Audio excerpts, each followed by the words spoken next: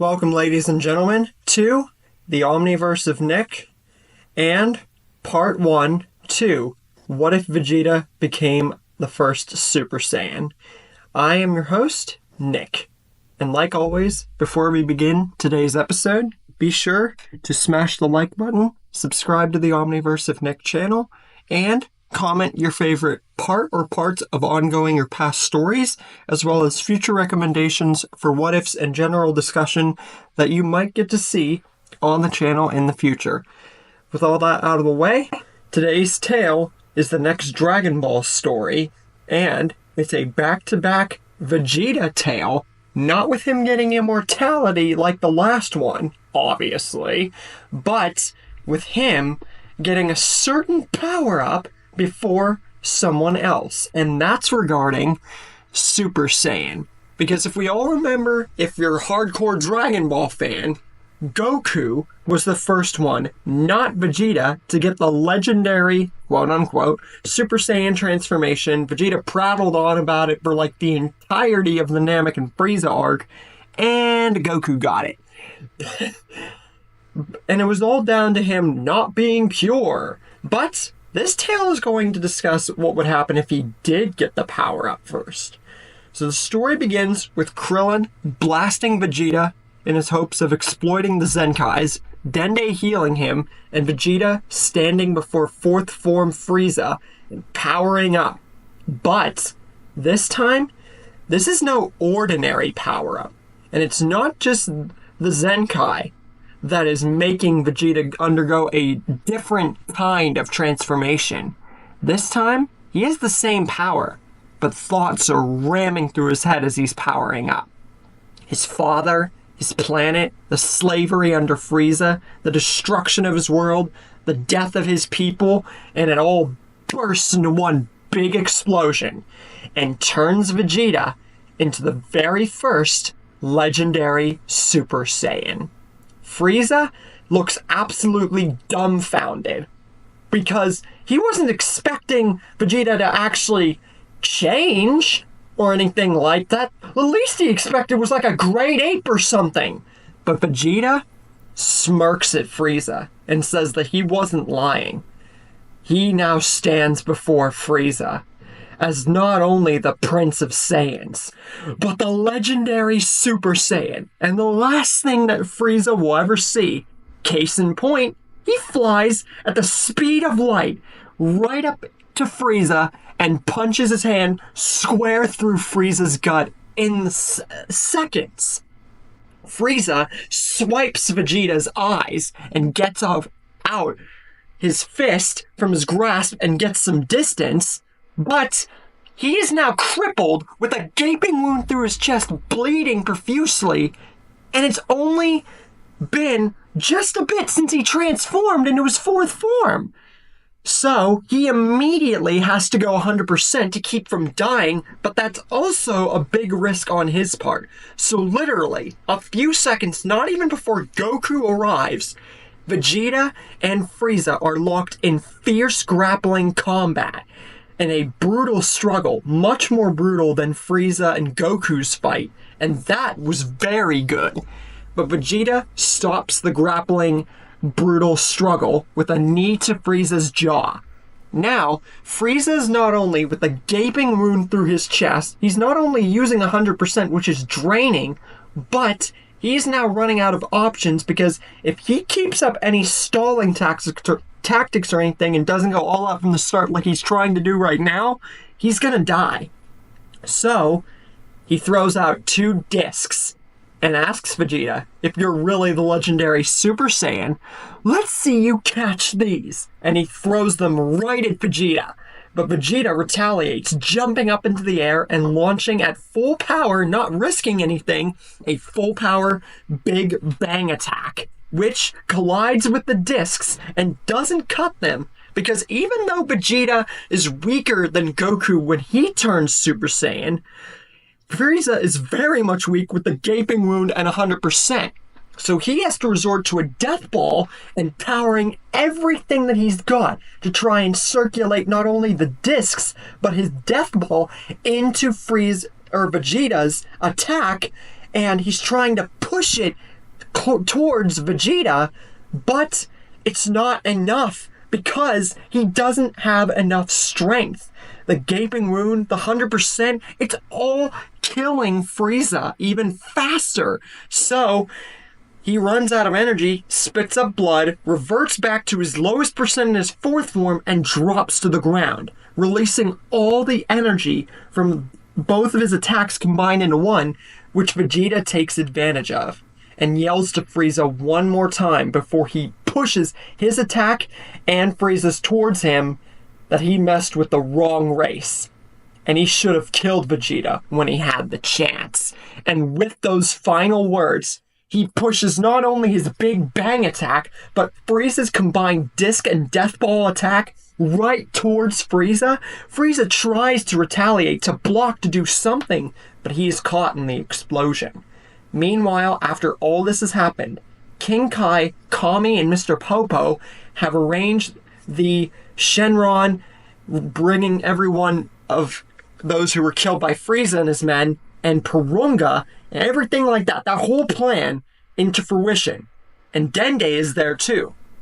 And he's about to go make the wish to the dragon to get everyone off the planet, but there's really no need for that, because Vegeta says that he's not going to kill anybody here. He knows most likely what everybody is up to and everything like that. Or he really doesn't care to, because his concern is what he senses coming towards them.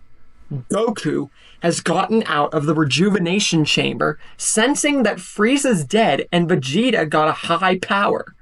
Vegeta says that he's not interested in anybody else. He doesn't care if they go back to Earth or if the Nameks stay here. He doesn't care about any of that. What he cares, now that he has this power-up and has killed Frieza, is finally settling the score with Kakarot. And he could think of no better time than right now. Vegeta immediately turns into a Super Saiyan. Goku goes 20 times Kaioken. Right off the bat, sensing that this power could very well eclipse his own if he doesn't go all out and try to find some kind of opening or see what this form is capable of, test the weaknesses. But Goku figures out really quickly Vegeta's power far eclipses his. Not far, because he's able to land at least like a few punches, maybe a few like blasts, maybe a good enough Kamehameha, but he just can't beat Vegeta. And unlike the immortal Vegeta, he's not going to let Goku hit him. So Vegeta wins the fight. But since he has killed Frieza, his biggest enemy, and finally beat Goku, he's feeling in a good mood. So he decides to let Goku and all of his friends go. And they go into their ship. Vegeta finds a Ginyu pod, and he heads out to deal with King Cold and the remaining Frieza Force members. With all that said, that means that King Cold is not going to come to Earth. But that doesn't mean that, like the Immortal story, that nothing's going to happen. Because somewhere deep inside Namek, which isn't exploded, Frieza stirs. And soon enough, he awakes to find nothing but rubble around him, a still stable planet, and he's all alone. No Super Saiyan, no nothing. And he's still very crippled with a gaping wound through his chest, and he can barely even stand. And when he tries to fly, he just coughs up blood and can barely fly. And he knows that if he doesn't do something, he can't risk going to his ship like this, because he could either die or the Namekians would find him and he's far too weak to fight them. Meanwhile, since the Namekians did not lose their home and have to relocate, do all that stuff, they stay on Namek, which means Guru eventually passes and the Elder rule is put on to Mori, and the Namekians are starting to rebuild, which has barely been like a day.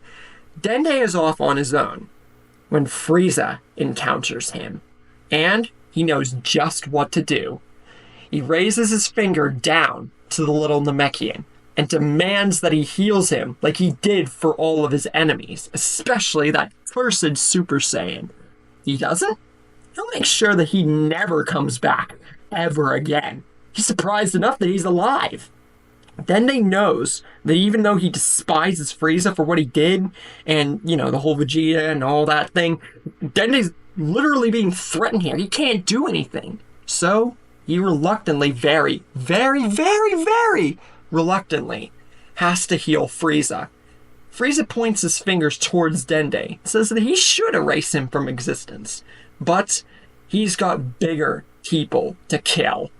And before Frieza can even say or do anything to either go back on his word or do anything else, a bunch of warrior Namekians have sensed that Frieza is alive, but Frieza swipes them away and finds his ship still on the planet before the Namekians can even do anything. Luckily, since Vegeta basically thought that he destroyed it, he wouldn't have another reason to, because that would also probably destroy the Ginyu ships for him to get out of here, or something like that. There'd really be no point in Vegeta blowing it up. So, yeah. Frieza finds it, operates it, it's still good, and finds out that his father has been killed. How will Frieza get his intended revenge? Will he train? Will he master 100%? Will he find the backup forces of the third stellar region? But that's all for now. What will happen next? How'd you like this episode? And what is your favorite part so far? With all that out of the way, be sure to smash the like button, subscribe to the Omniverse of Nick channel, and comment your favorite part or parts of ongoing or past stories, so that way you can also recommend your own what-ifs and general discussion for the future, and stay tuned to all stuff on the channel. With all that out of the way, hope you enjoyed this first part, and stay tuned. Welcome, ladies and gentlemen, to the Omniverse of Nick, and part 2 to What If Vegeta Became the First Super Saiyan. I'm your host, Nick, and like always, before we get into today's episode, be sure to smash the like button, subscribe to the Omniverse of Nick channel, and comment your favorite part or parts of ongoing or past stories, as well as future recommendations for what-ifs and general discussion you might get to see on the channel in the future. Today, we're going to be covering Frieza's revenge, as well as the preparation for the android arc, which will be at the end of this episode, covering into that arc at the beginning of next episode, if that all made sense. But anyways, let's get into Frieza's revenge. Last episode, he barely escaped death with a fist through his chest at the middle of last episode, and finding his father and forces dead by Vegeta's hands after getting healed by Dende and escaping Namek, barely avoiding Vegeta before he went back to Earth. He found the third stellar region and prepared for revenge and trained. But no, we're not getting Golden Frieza, because now, since he was very close to beating Vegeta last time, he's only training to have his 100% maxed out, which means his final form's original 2% power level of 2 million, we'll say that increases to 10 million, while it's 100%, the stamina's fixed, and it's a 200 million power level. So that's pretty much all you need to know. Meanwhile, Goku still goes to Yardret and learns about Super Saiyan and instant transmission. As for Vegeta, he eventually goes to Earth whenever Goku returns on his own whim, since Frieza is not there yet. And he wants to challenge Goku again, because he can tell that he's got stronger. And he did say he wasn't going to be a nice guy for long, and that he would eventually come back to fight him again. He just was in a good mood at the time. But hey, whatever. It's Vegeta for you. Soon enough, a boy with purple hair and a sword comes to Capsule Corp 2, and he's wondering where Frieza is. Vegeta just smirks at the kid just randomly appearing, but since he's the one who did it, he just brags about it and says it's because he killed him. And now this makes Trunks concerned, because not only is Goku here, but Vegeta, his father, he says that he beat him, and Trunks asks, who's the Super Saiyan here? Goku says that Vegeta is, but he's not the only one. And Goku, he shows off his false variant of Super Saiyan, the max that he is able to get. It's very, very, very, very close to Super Saiyan, but it's almost like a better version of the Lord Slug movie transformation. So it's like very close, but not quite. And Vegeta just sits back and laughs at this, laughing at Kakarot's feeble attempts to replicate the form he got first. And to show off to Trunks even more, he just whips it out and boom, transforms into a Super Saiyan. Now this definitely concerns Trunks, because yes, his father is the Super Saiyan here, but Goku's is barely master. What happened here? And this is just making him very confused, but at the same time, it could be a massive booster, because this could actually help make this time even better with Vegeta as the first Super Saiyan, if that's what's going on. He's about to talk about this and say about his Super Saiyan powers before Vegeta exclaims and senses something coming towards Earth. Frieza and his army of 1,000 men are coming early, except very dimmed down to this saga's standards, but you can't blame me for doing that considering all the whole situation. And they touch down around the same place that Frieza and King Cold did canonically.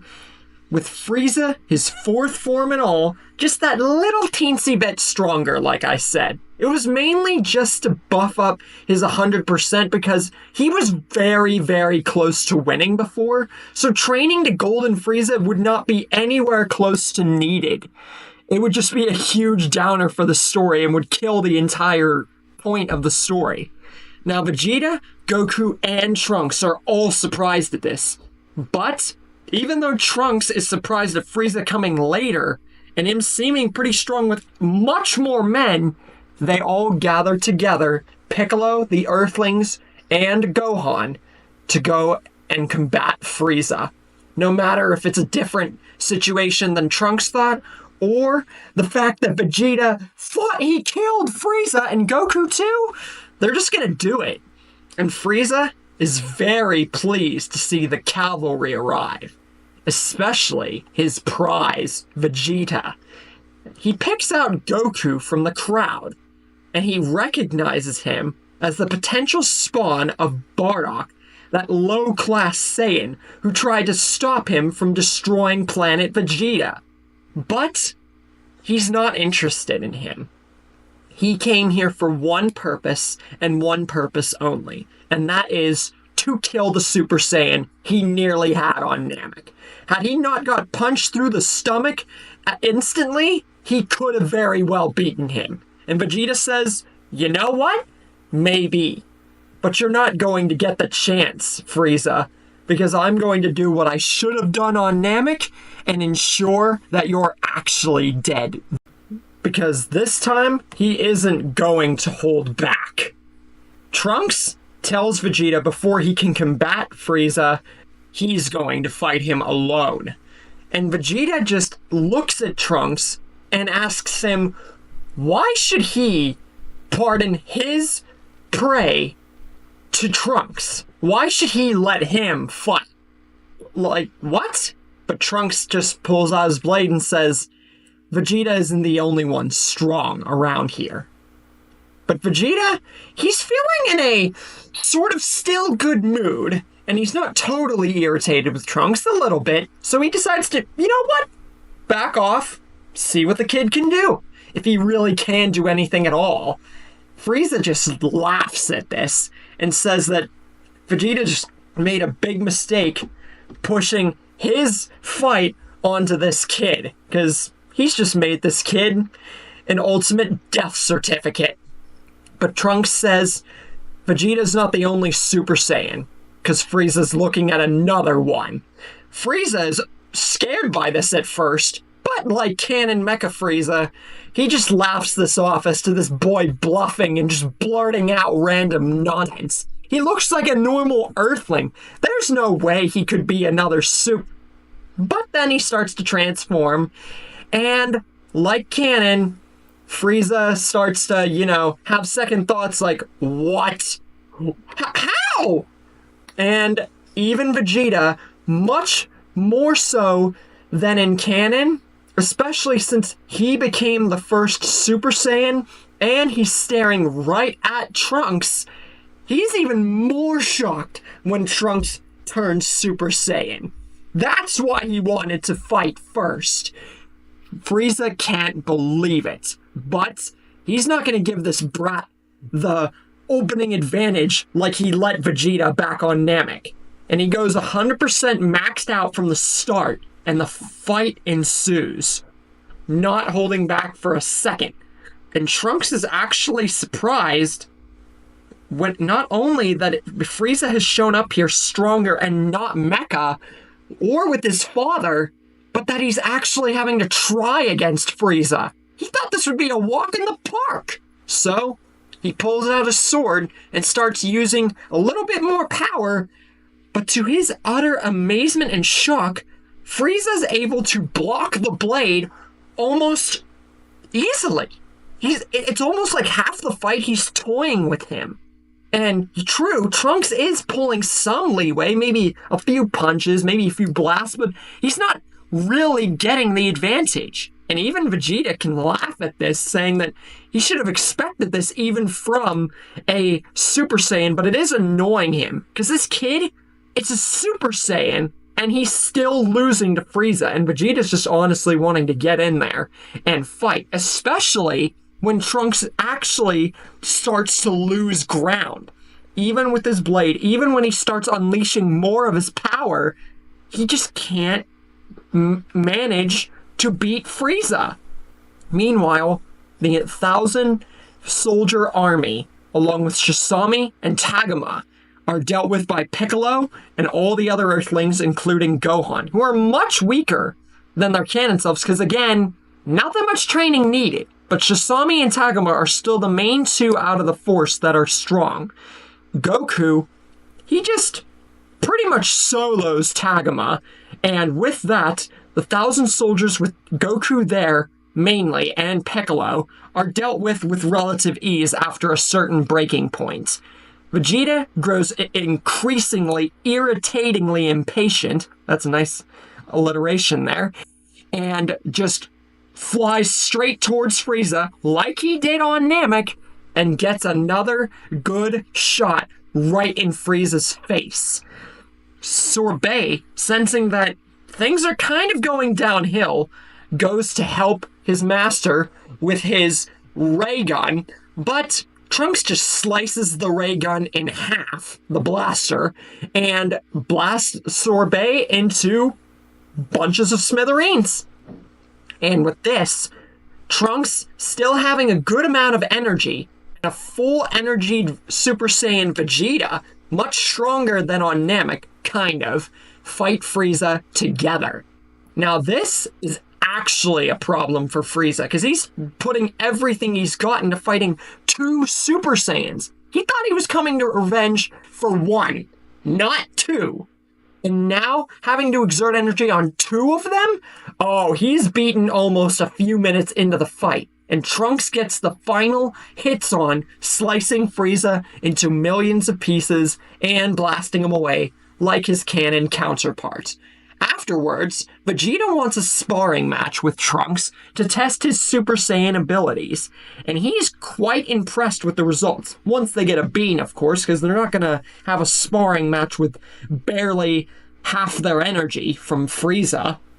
Well, Trunks less than half, and Vegeta more than half, but you get my point.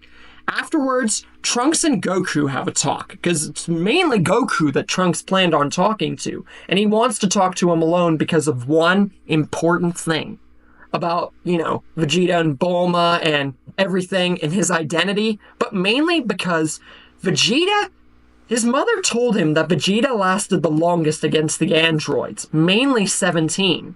But his mother never told him that it was because he was the first Super Saiyan. So that was completely in the dark for him, which explains a lot.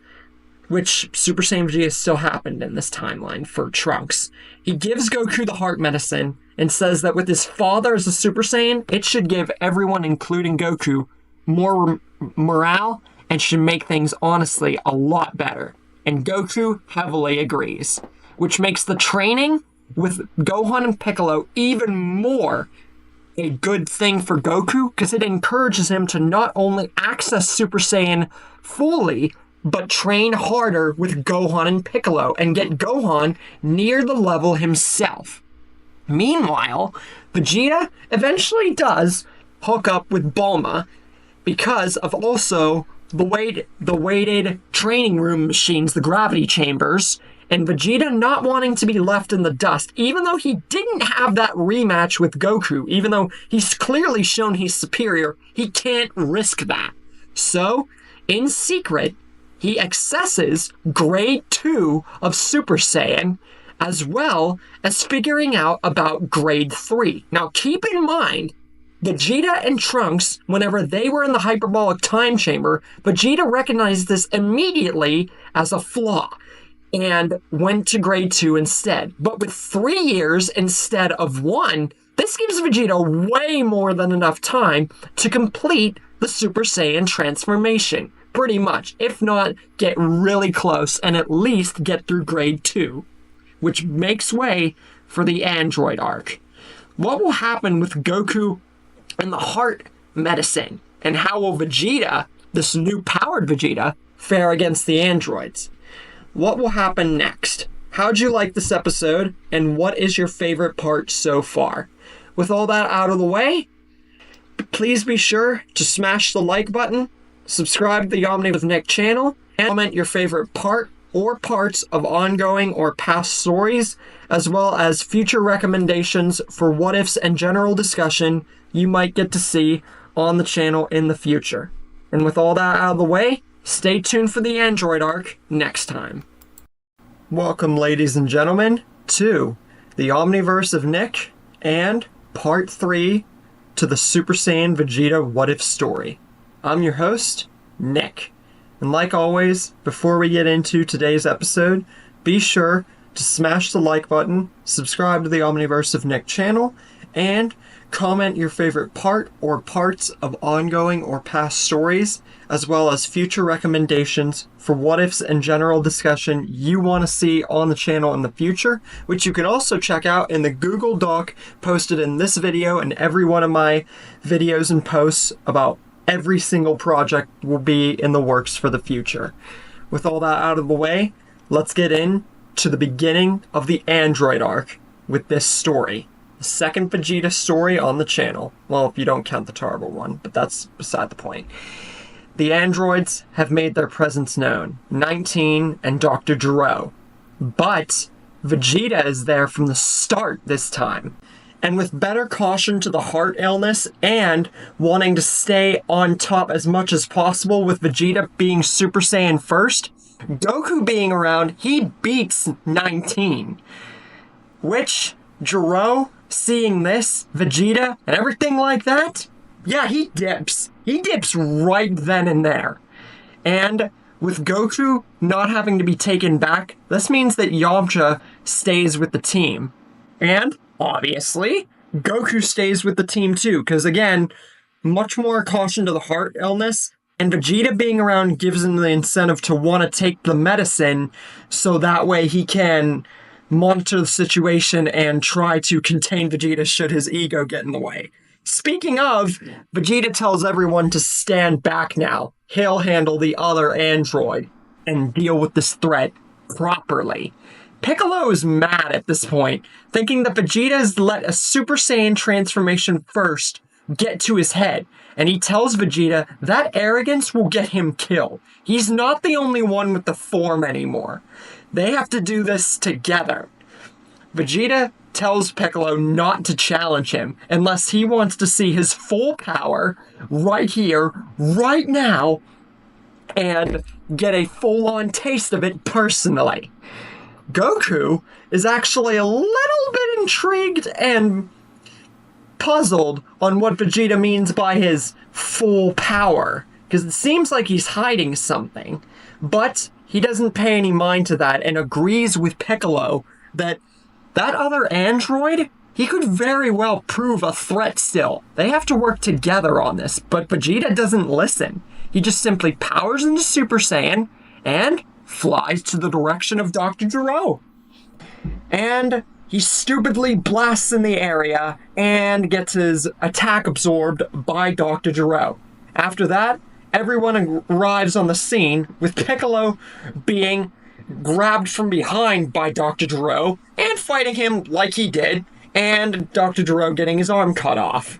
Trunks then arrives in the present time and sees Android 19 and knows that the androids are not the same, arrives on the scene, Bulma arrives, Dr. Gero escapes again, and now not only is Trunks more mad with Vegeta for basically screwing this up, being that he's the strongest here, but Goku's mad too, because even he tried to warn Vegeta, and now they're both like telling him, we have to do this together. Your way didn't work.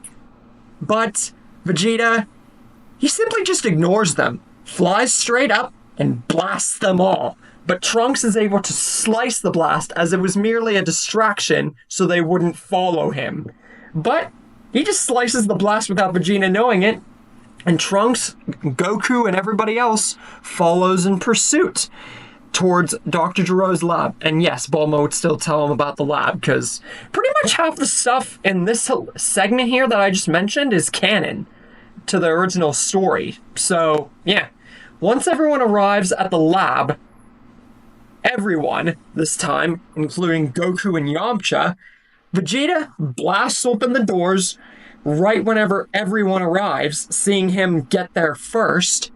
17 and 18 have been awoken, kill Dr. Gero, 16 is awoken, the lab's destroyed, and now Trunks is even more angry with Vegeta, much more so than he was, and tells Vegeta they need to do this, and he doesn't even get to finish his sentence because Vegeta very harshly slams his fist into Trunks' stomach, much harder than when he attacked him in canon. And then Vegeta and Goku have a standoff, about to fight each other in Super Saiyan, when 16 notices up above his primary target, Goku. And he rushes forward, and this starts a fight between 16 and Goku in Super Saiyan. 16's found his primary directive: kill Goku. That's all he cares about. He brushes Vegeta and everyone else aside. Meanwhile, Vegeta fights 17 and 18, seeing this as an opening to get them to. But even with his slightly superior power to both of them individually, their stamina and the two of them working in unison is much more than Vegeta can handle. One of them was enough in canon, even with a lower power to 18's. But here, it's kind of an even standoff, except for the stamina factor, which Vegeta can't honestly fight with. But he smirks, telling the androids the fight's not over. And he powers up and goes into Grade 2 Super Saiyan. And with this, he instantly dominates in the fight. And once it seems like he has both of them on the ground and is good to finish them off, he arrogantly and stupidly, very Vegeta-like, goes into Grade 3, a form in canon, and here he noticed as a default, much like Super Saiyan 3. But he did it just because he saw him on the ground. It's like, I don't know, just finish him off that way, and they take the upper hand. 18 breaks Vegeta's arm, 17 hits a pressure point, and 18 just slams him straight in the face. Basically them taking advantage of this exposure in weakness and stamina, and the fact that he stupidly went into Grade 3 just for that moment. Trunks tries to help, but like canon, we all know how that went. He just gets instantly sideswiped by 17. And then they focus their shift squarely on making sure Vegeta can't move, and they continue to fight and target him. Meanwhile, 16 and Goku are still fighting. I say fighting, but Canon Goku, before Hyperbolic Time Chamber, would not last a second against 16.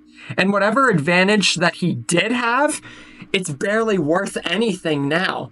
Yes, Goku's able to still fight back a good amount, but 16 has much more of an advantage. And it is definitely more dominant in the fight.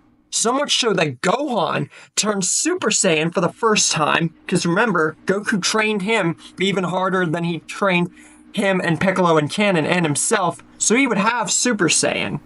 And while he is trying to protect his father, 17 beats both Piccolo and Tien for trying to interfere in keeping Vegeta down. And Yamcha, just because he's there, yeah, I really don't think or hope that any of you thought that he was going to amount to much. 17 just instantly swipes him away. Krillin, he's too scared to do anything, so he's just standing there like he was in canon. But even after all the beating and stamina loss, Vegeta in Super Saiyan stands before 17 and 18. And with a huge, humongously apish roar, Vegeta powers up, exuding every single bit of ki and strength into a mighty transformation. 17 is surprised. There's no way Vegeta should have this much strength, let alone exceed his past power reading. But this is the breakthrough to Mastered Super Saiyan, which Vegeta was very close to before the android's arrival. But because of his stamina loss and his fighting, and the fact that 17 and 18 have unlimited stamina and the exudage of the form, he doesn't last long. And he only gets like 1-2 hits off before he's put to the ground again. Trunks exudes all his strength into a full power Masenko to save his father. But 17 and 18 in unison just counter with their own energy beam, which not only explodes on impact, but blows back Trunks in all of his strength, so now he's barely standing and he's back in base form. And while that's going on, 16 has both Goku and Gohan on the ground. Mainly Gohan to keep him out of the way, but Goku, 16's looking to put him down. But the three decide to leave. Now, why would 16 and the androids leave with Goku there? Well, you see, because of the massive power-up and fight with Vegeta, as well as Gohan's influence on 16, I feel that this would sway the androids to fight them another time, because that's how they felt in canon, and with Gohan's influence with 16, we can safely assume that that's how it would go too. Krillin gives all of them sensu beans, and Vegeta transforms to Mastered Super Saiyan almost instantaneously, as if it's brand new to him, in a fit of utter rage. For the first time since he got this form against Frieza, he has lost a fight, and he flies away in defeat. Piccolo goes to the lookout, fuses with Kami to fight the androids, and meets Cell in Gingertown and has his encounter. After that, Krillin and Trunks go to the underground bunker of the laboratory of Gero's and see present Cell. And they wipe him off the motherfrickin' face of the earth. While Piccolo and Tien look for the current Cell. Well, I say current, but the current one was just vanquished. You guys know what the frick I was talking about. But Vegeta, he has a much different plan in mind. Rather than looking for Cell and wanting to get his perfect form. With Mastered Super Saiyan in his arsenal, this gives Vegeta a new motive. Not only to look for Cell and let him become perfect, but to kill both of the androids at the same time and truly show superiority. But what will happen next? How did you like this episode? And what is your favorite part so far?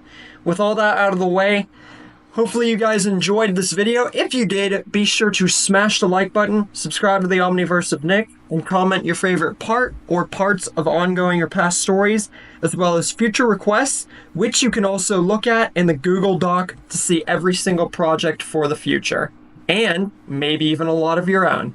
With all that out of the way, I'll see you guys in the next episode. Welcome, ladies and gentlemen, to the Omniverse of Nick, and Part 4 to the Vegeta becoming the first Super Saiyan What If. I'm your host, Nick. And like always, before we get into today's episode, be sure to smash the like button, subscribe to the Omniverse of Nick channel, and comment your favorite part or parts of ongoing or past stories, as well as future recommendations for what ifs and general discussion, which you can look at every project that I have in the works on the Google Doc, which is in the description of this video and every video and post from this point on, to see every project in the works, with many, many of yours included. Except if you're new. You haven't got the chance yet. Let's get into the ending of the Android arc. Spoiler. Vegeta, he has a plan. A plan that will not only give him his superiority back over his enemies, and not just to show his already overwhelming superiority over the Z fighters, but show both the androids and this new bug Cell who's boss. And eventually, Vegeta on his own gets his plan right and tracks Cell down after Ginger Town's Piccolo encounter and all that. Cell is very surprised, and honestly, he wasn't expecting this and is prepared to fight Vegeta. But Vegeta just smiles at the bug creature and tells him that he knows who he is, but he has no interest in taking him down. Not yet, but he tells Cell to follow him, because he might have something that Cell wants. And he flies away. Meanwhile at Kame House, Goku, Yamcha, and Gohan are there, because I honestly didn't know where else to put those three, in terms of since Goku was still around, much of it has gone canon, and, you know, just in general. But 17 and 18 eventually find Goku there with 16 with them, and they want a rematch, and 16's looking to permanently terminate him this time. Vegeta arrives at Kame House, with the androids very puzzled if he wants a rematch. But Vegeta says he didn't come here alone, and now these androids are going to know true fear. Vegeta jumps directly in the air, out of the line of sight, giving Cell, who is right behind him, since he followed him, the perfect advantage for a solar flare to everyone in the area, absorbing both the androids at once and transforming into his perfect form. Goku is actually pretty furious at this, because not only has Vegeta's ego literally most likely cost them, but he's doing all this just to get back at the androids, and now that they have an even bigger threat to contain, if they even can. 16 is angry at Vegeta too, because he not only was just about to fight Goku and now its whole thing is interrupted, but Vegeta just sacrificed both of his android friends to this bug.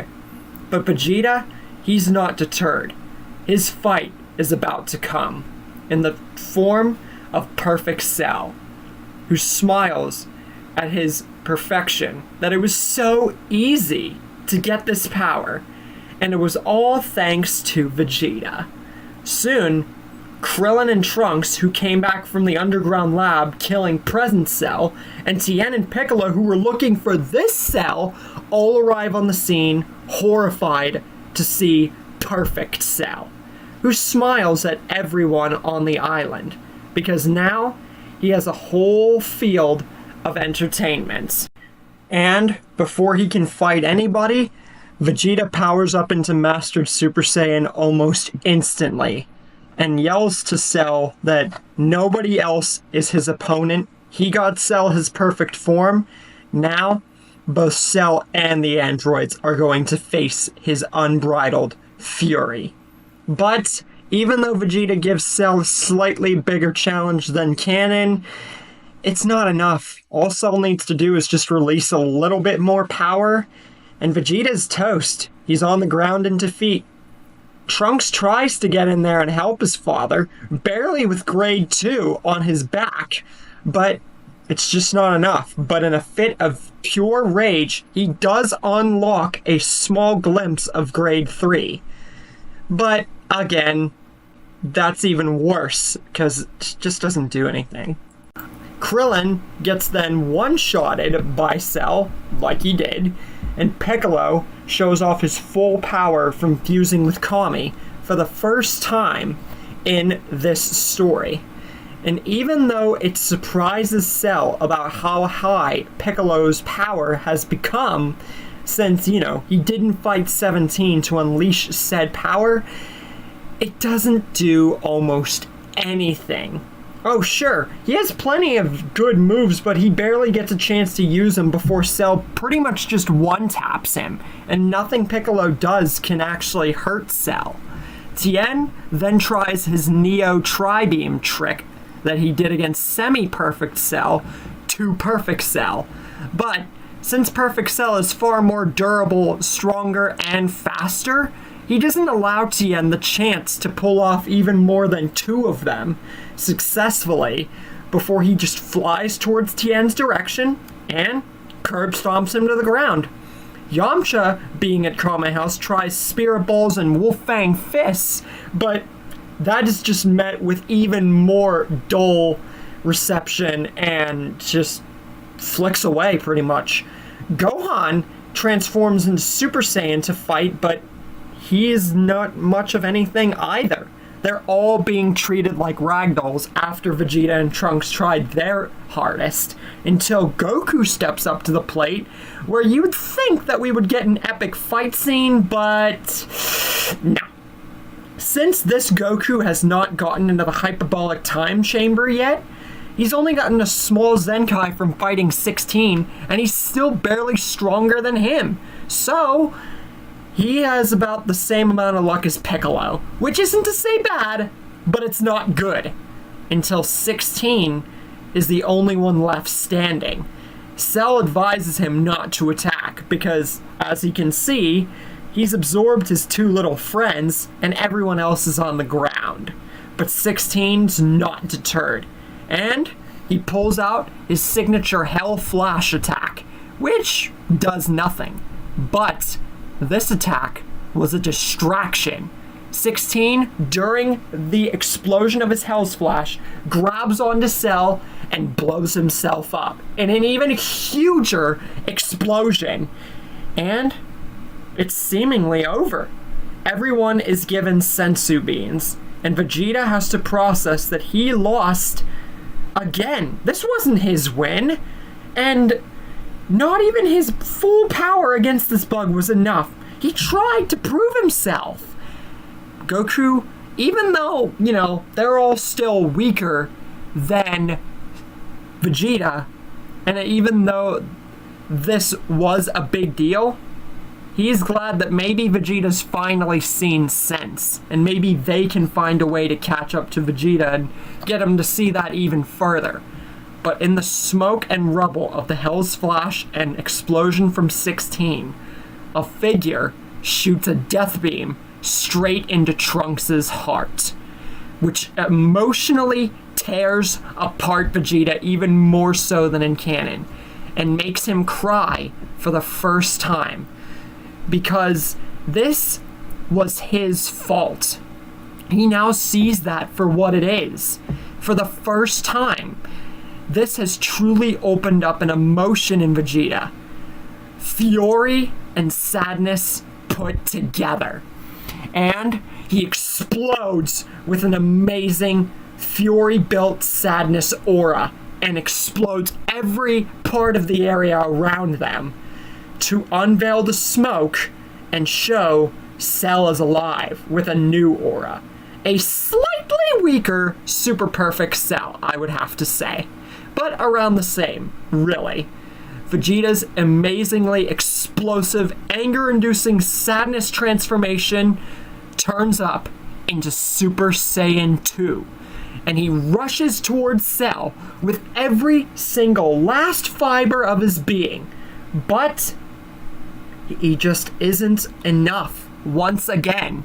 This would only barely be around Super Saiyan 2 Teen Gohan's power, if not slightly higher than Cell's perfect form's full power. So it's nowhere close to Super Perfect Cell, which would be if he actually got it in canon around this point at the Cell games. Not around this point, obviously. But Cell, seeing Super Saiyan 2 and all this power coming from everybody, this is where he would make the Cell games official, but under different circumstances, and it's Super Perfect Cell. After that, King Kai and Mori, Goku goes to them to get a new Guardian of Earth, and wish back Trunks and all the damage, get Dende, and Shenron's restored, and all that, and Trunks and everyone that they could bring back are brought back to life with the Dragon Balls. After that, Mr. Popo informs everybody for the first time of the hyperbolic time chamber. I mean, Goku already knew about it, but you guys get my point. Everybody gets to see the hyperbolic time chamber. Trunks and Vegeta enter it first, with Vegeta fully mastering and grasping the hold on the Super Saiyan 2 transformation, now definitely making him the strongest of the group, even though he already kind of was, besides Cell and the androids. Trunks eclipses Grade 3 and mastered Super Saiyan fully, and gets small little grasp on Super Saiyan 2, but I'm not gonna say that he gets it fully, like Vegeta. He gets a small enough little glimpse of it, pretty much. But hey, for Super Saiyans and Dragon Ball, that's enough. Goku and Gohan get their original training, and all of this, including Vegeta and everything that's happened, has forced Master Roshi to come out of his little shack of Kame House and actually fight again early. Bet that wasn't expected for you guys, was it? Yamcha and Tien fight each other in the chamber, and Roshi enters with Krillin. And Piccolo, he just trains with himself. Not everyone goes in for an extended period of time, but they do see vast gains, especially the Saiyans and Piccolo. Meanwhile, Cell/Super Perfect Cell creates the ring for the Cell games, and soon enough, within 10 days, maybe shorter depending on how this variation of the Cell games would go, everyone arrives. But there are a few differences, obviously. This is under different circumstances, for one thing. Android 16 is not there because he was actually able to blow himself up early. Cell is actually Super Perfect Cell early, although I feel he could just devolve the transformation and go into Super Perfect Cell. I feel that's always been obvious in the Dragon Ball lore. And Roshi is there. Hercule gets sideswiped into the mountain because he would still do that. First time I actually introduced him in a way like this in my stories.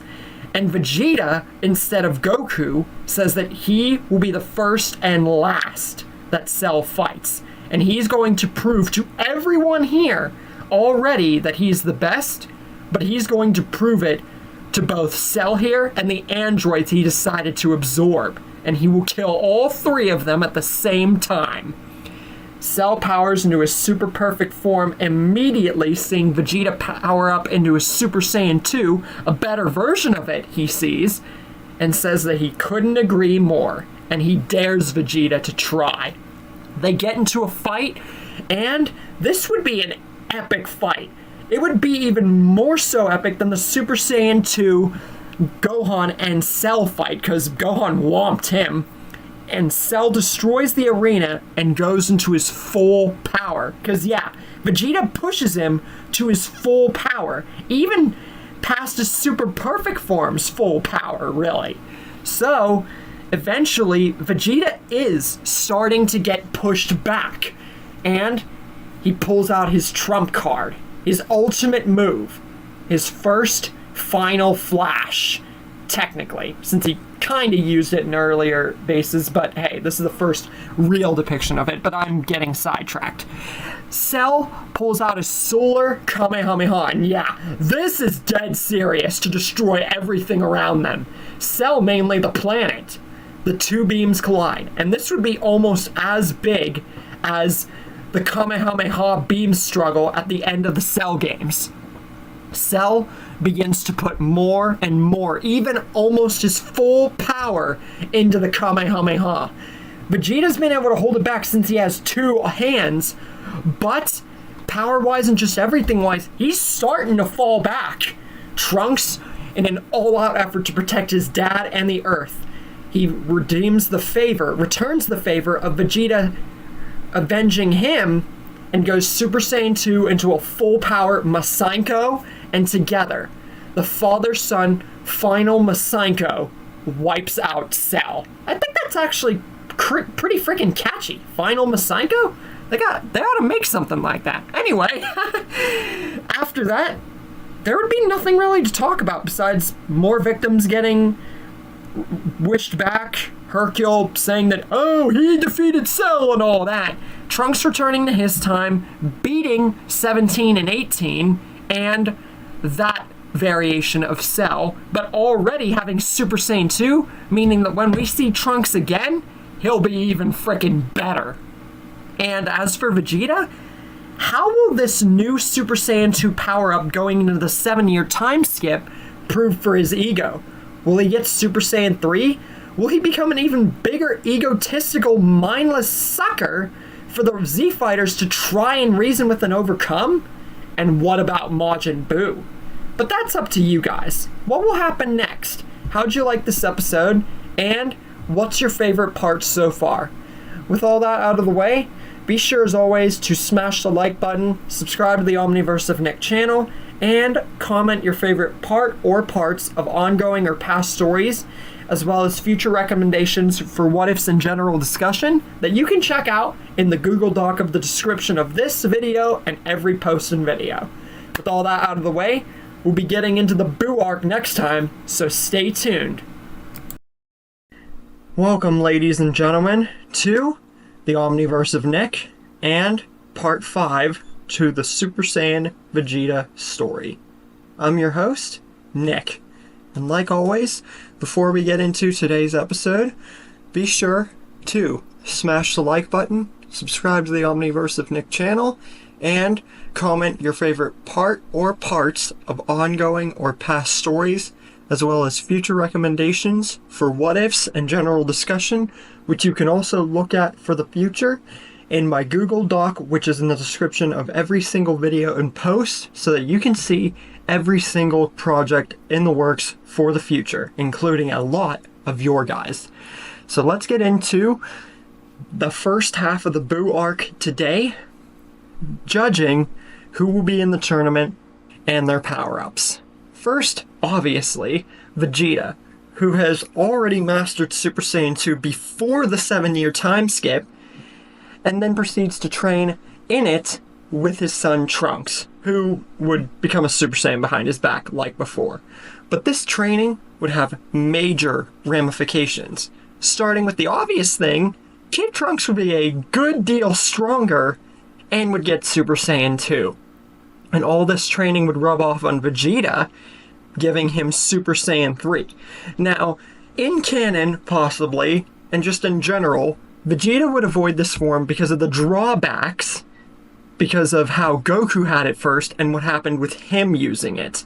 But considering that he beat Cell and kind of got back his medal as strongest, and the fact that everything's gone so differently in the story, Vegeta would be able to master it and obtain it and keep it. So, yeah. Goku? He wouldn't be left too much in the dust, mastering Super Saiyan 2 over this time and getting a really good deal on it. Which, all of this would rub off on Gohan and Goten, who would obviously still be born. Because, while yes, it's true, Goku being around would hinder Gohan, In some cases, more than others, depending on how Goku would operate in the quote-unquote what-if story or canon story, Gohan would train more regardless. So his Super Saiyan and Super Saiyan 2 eventual forms would be around the same as the Cell games. So pretty much around that point. Not really too much different than that, besides maybe a little bit stronger. And Goten would be up to grade 3, almost mastered Super Saiyan. Gohan would still, of course, meet Videl, go to school, and kind of all that stuff. It would just be more spanned out with Goku being around and wanting to train with him more, especially with Vegeta being the head honcho. And Videl would see good gains from all this. The androids being around, which, if I didn't mention that already, they were wished back. And even though 16 died beforehand, he was never brought back before, and 17 and 18 were kind of not really good guys, I feel just for the sake of it, they would be brought back for all intents and purposes. Just to close that with you guys. The Earthlings would be part of the tournament too, with Roshi being involved and Yamcha and all of them training good and getting good gains too. When we get to the tournament itself, Kid Trunks beats Goten. I mean, come on. He has a higher form than Goten, and he would just get much more gains. He then beats Hercule, and Yamcha would take Pintar's spot in fighting Krillin in the first match. And like some of my other stories where this has happened, Krillin would beat Yamcha. There's just really no avoiding that unless you make Yamcha stronger from the get-go. Piccolo would then forfeit against the likes of Shin per the original, and Videl, like some of my other stories, and just in general, if she had trained better with a better Gohan, she'd beat Spopovich here rather handily, which is a far cry from her original outing for all Dragon Ball fans who unfortunately remember that. Gohan would then power up against Kibito and get his energy stolen, with a bit extra in this story. And they would then go to Babidi's ship, find out about the Supreme Kai, Kibito, go to Babidi's ship, go out in hiding, and meet Babidi, Deborah, Pui Pui, and, learn about Spopovich and Yamu. They get killed. Deborah is left outside, kills Kibito, and this is where it would change in this segment. 16 and Yamcha are the only two to go along with everyone else canonically, while the other people stay behind to finish the tournament. Yamcha gets spat on by Deborah as the first victim. Piccolo, the next. Pretty much like his canon self, even though he's different here.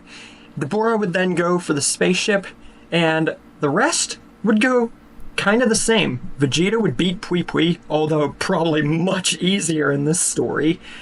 Goku would fight against Yakon. A bit different here because he'd be weaker, Then Gohan would proclaim that he wants to fight against Deborah, but Goku then says that he wants to fight. Not only just because he wants to prove something, but because he has something in mind that he wants to try and experiment with. Not just with Deborah, but just in general. And Gohan and everybody else wanting to see what Goku means, just let him fight. And Deborah's intrigued too, so they get to fighting, and Goku beats Deborah with almost no contest in his single Super Saiyan form. And to everyone's shock, he kind of does it a bit ruthlessly. Goku then turns after beating Deborah almost very ruthlessly, still in Super Saiyan form and glaring at Vegeta. He tells Vegeta he knows the truth. He got another form behind their backs. He just can't let it go. That just because he got a form first doesn't mean that he gets to hide everything and be the egotistical man he continues to be after he's been proven to lose after Frieza, even if it's not to them.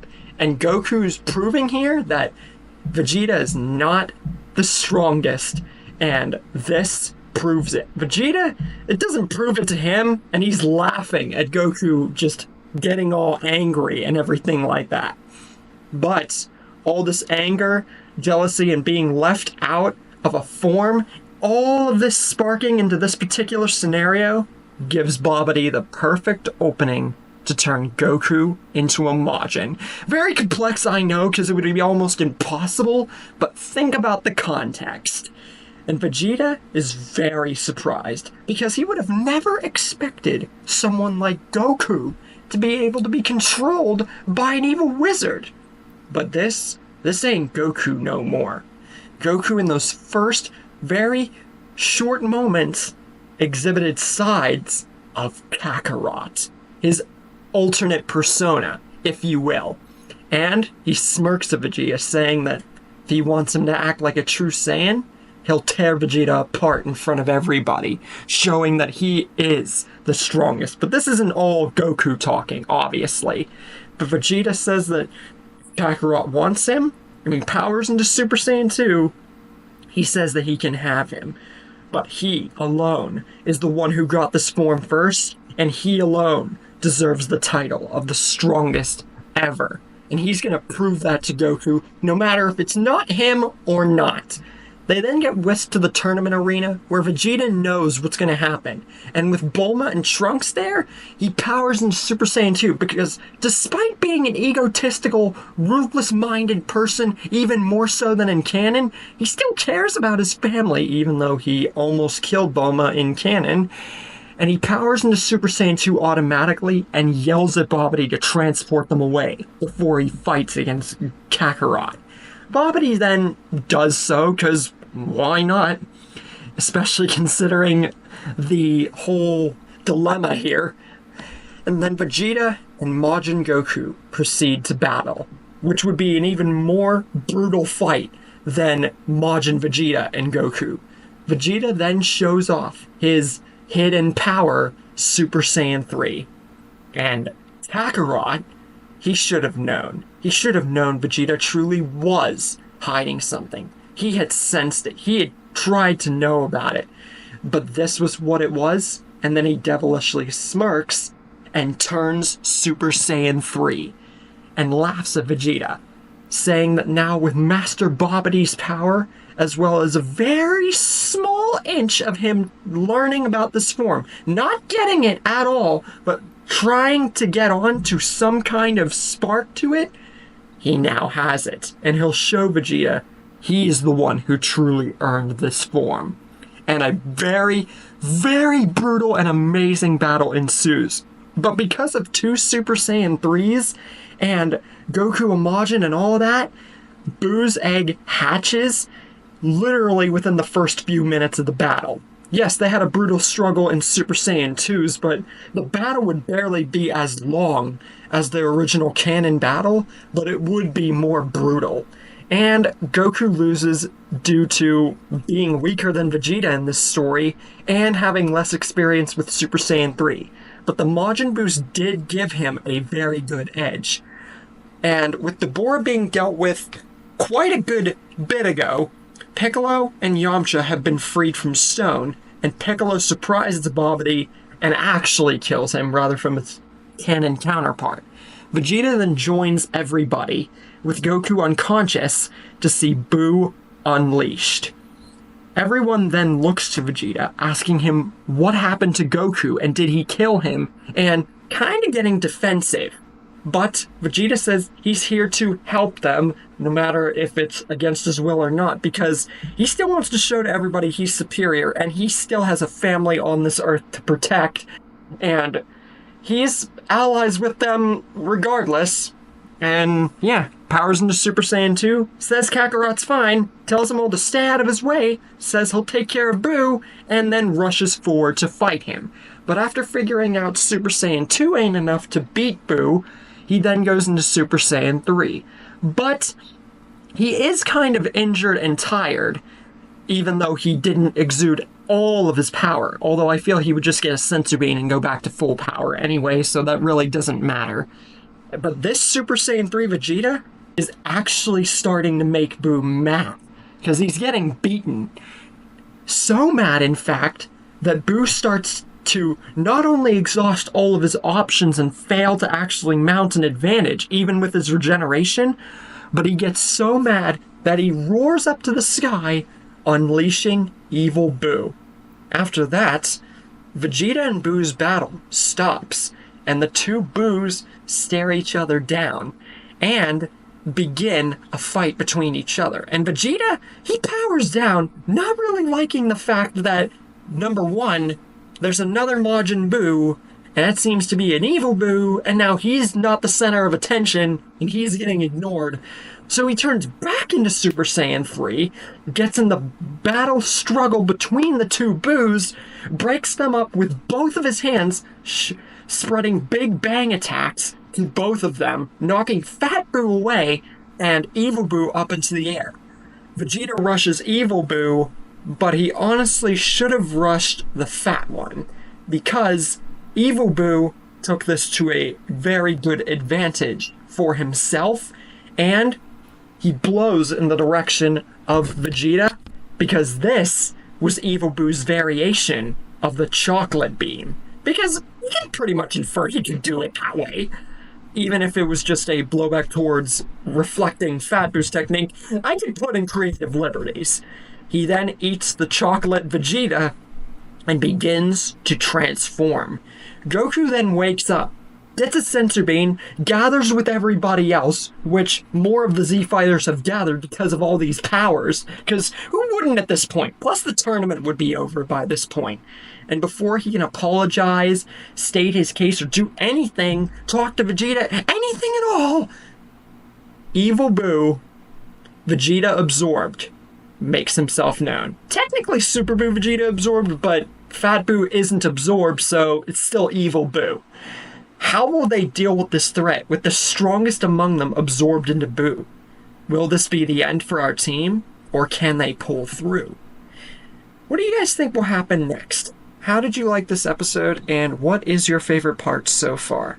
With all that out of the way, be sure, as always, to smash the like button, subscribe to the Omniverse of Nick channel, and comment your favorite part or parts of ongoing or past stories, as well as future recommendations for what ifs and general discussion, which you can check out in the Google Doc of this video and all future videos and posts to see all projects in store for the future, including a lot of your guys's. With all that out of the way, I'll see you guys next time for the last half of the Buu arc. Welcome, ladies and gentlemen. I'm Nick, your host for the Omniverse of Nick, and this is part 6 to What If Vegeta Became the First Super Saiyan. So, before we begin today's episode, be sure, as always, to smash the like button, subscribe to the Omniverse of Nick channel, and comment your favorite part or parts of ongoing or past stories, as well as future recommendations for what-ifs and general discussion and reviews that you would like to see, which you can see fully what I'm going to be working on for the future in the Google Doc posted in the description of this video and all posts and videos, to even see your own ideas appear on there in the future. So, let's end the Buu arc and go past the Battle of Gods into the rest of the story now. Last time, we got to Evil Buu turning the tides in his arrival, absorbing Vegeta, and basically absorbing the strongest fighter there. With good Buu still around, but the strongest fighter at their disposal, Vegeta, absorbed by this new Evil Buu, Shen is starting to worry. So, in a last ditch, he tells everyone he's going to take Gohan, and that they've all got to hold off Buu for as long as they can. He's going to take Gohan, their seemingly best next effort to stop Buu, to the world of the Kais with the Z-Sword to come up with a backup plan should what they're doing now fail in some regard to get Vegeta out of this new Buu. So, everyone but Good Buu, who's on the ground, blown away from Super Saiyan 3 Vegeta's attack, go on the attack against Buu, powering up a great deal. Not trying to hurt Vegeta, not knowing how the absorption works, really, or how strong this Evil Buu really is. But surprisingly, with their powers and other people from the tournament coming to help and everything like that, it actually puts Buu on the back foot. But then he gets an idea. The same one he had with Vegeta. The opening to get Krillin and Yamcha. Now, this Boo did give everyone a very good fight.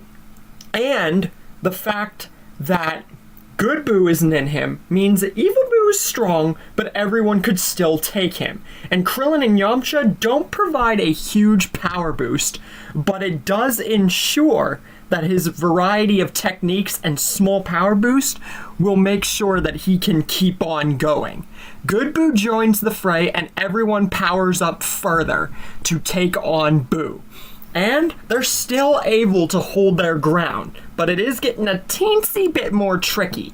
Master Roshi tries the evil containment wave, but with Boo having absorbed Krillin and Yamcha, he would know about this technique, and he pulls off a reversal, trying to direct it at not only Roshi, but more people, trying to make splits of the reversal, which would be freaking awesome.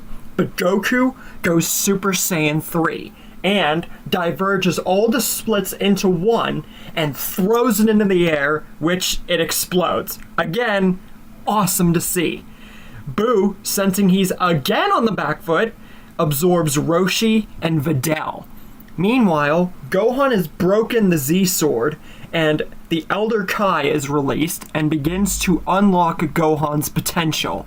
So everyone is still holding their ground besides 4 of them getting absorbed. Good Boo. Evil Boo's starting to notice that now that he's back in the fray and that Vegeta knocked him away and everything, he's the main one that's keeping Evil Boo from winning against all of them, because he can actually hurt him and can fail the regeneration, because we've seen it. So Evil Boo absorbs him next, getting a dramatic power boost. Goten and Trunks achieve Super Saiyan 2 and 3, respectively, breaking their limits, and at this point, everyone is at their full powers who are still left around. But it's not enough. With Good Boo absorbed, Vegeta absorbed, and 4 other Z-Fighters absorbed, it's not just about techniques or anything like that. We now have a smarter Boo, and a very much so stronger one, and he proceeds to take the upper hand against the rest of the fighters. But Gohan has finally achieved the mystic form, and prepares to return back to Earth with Kibito to fight Boo. And once he gets there, the two clash. But it's almost an even fight, with Boo taking a small advantage. He would have around the power, if not maybe just a little bit more or less than the original Boohan. So it would literally be almost a slam for Boo against Mystic Gohan. It may be an even fight considering Gohan's strength in this particular era. And Goku knows that even if they helped, they don't have enough strength. So honestly, they could very well lose here. But then Gohan remembers something. The Elder Kai gave him the Potara earrings, and he shows them to Goku. And the two merge into Gokhan, or Gokhan, however you would want to say it, which is honestly something that many people have theorized or wished would have happened in the original. Like if Boo had absorbed Vegeta and Goku and Gohan fused instead. And since I wouldn't be able to do that with minimal changes in the original timeline, you get to see it here.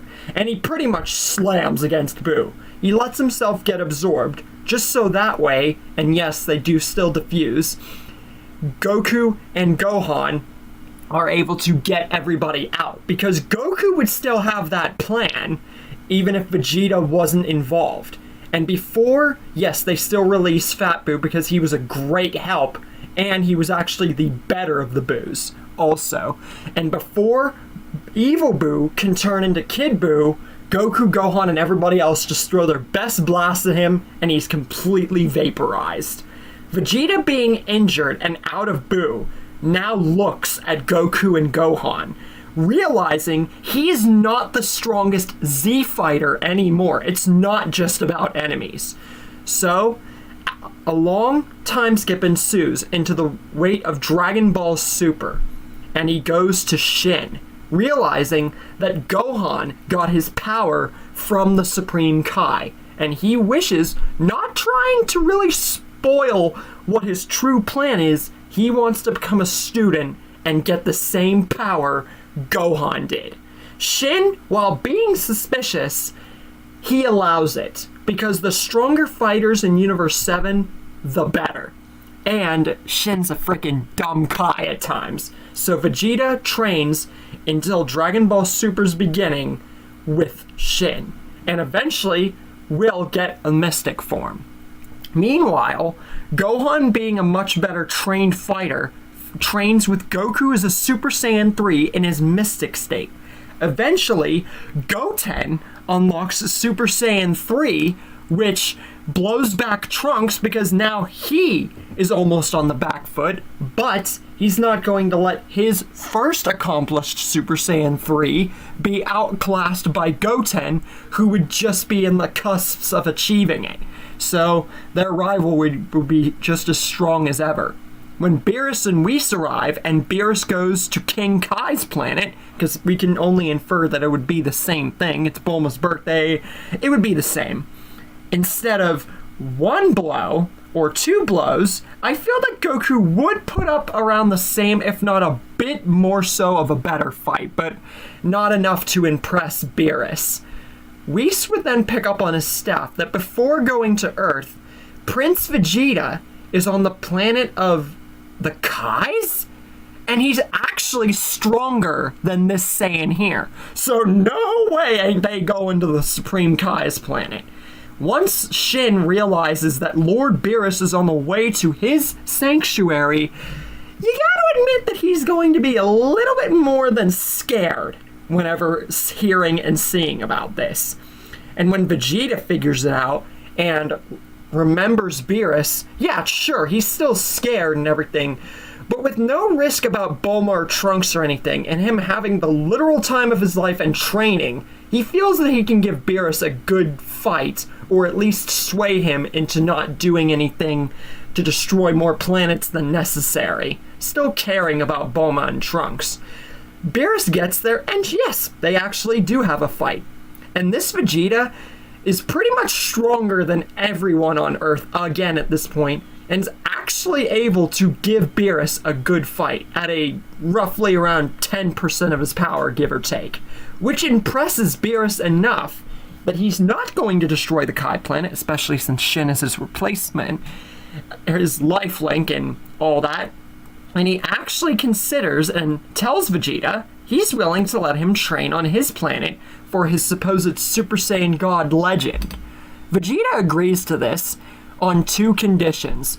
Number one, any Saiyan from Earth is left out of the training completely, and he holds the grounds as the strongest Saiyan.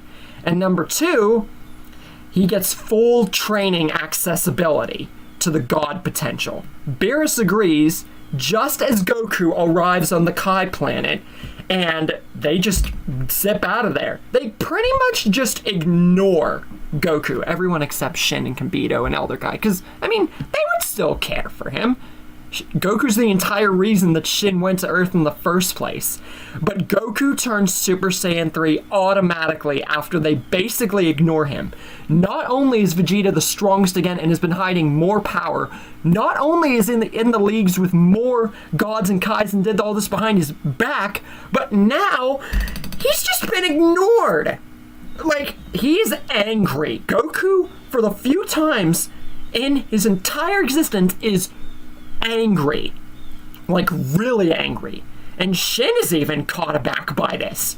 But he does tell Goku that the same training that his son and Vegeta got, he will give to him.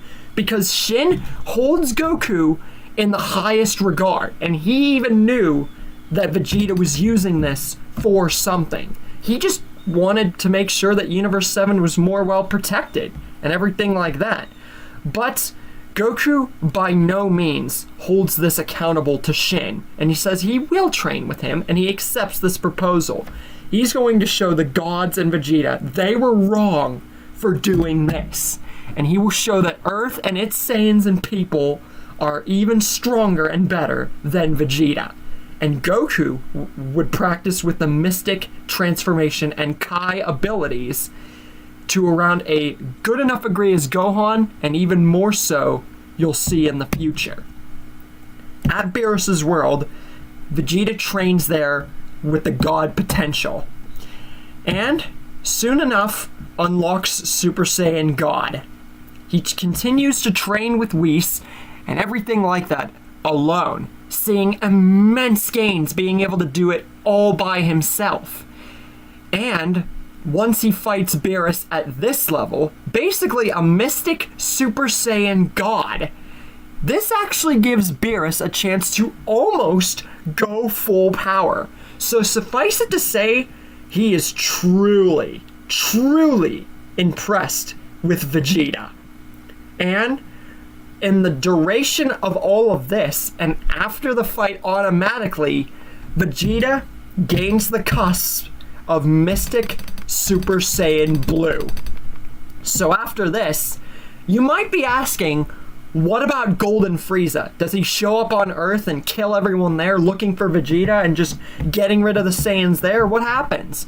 Well, with basically no army besides Berry Blue and those small other mooks, if Frieza were to return in Golden Frieza, and let's say he did, Mystic Super Saiyan Blue Vegeta would utterly not only find him instantly, but just find him before he's even resurrected. There's no Golden Frieza here, because even if there was, Vegeta would utterly destroy him.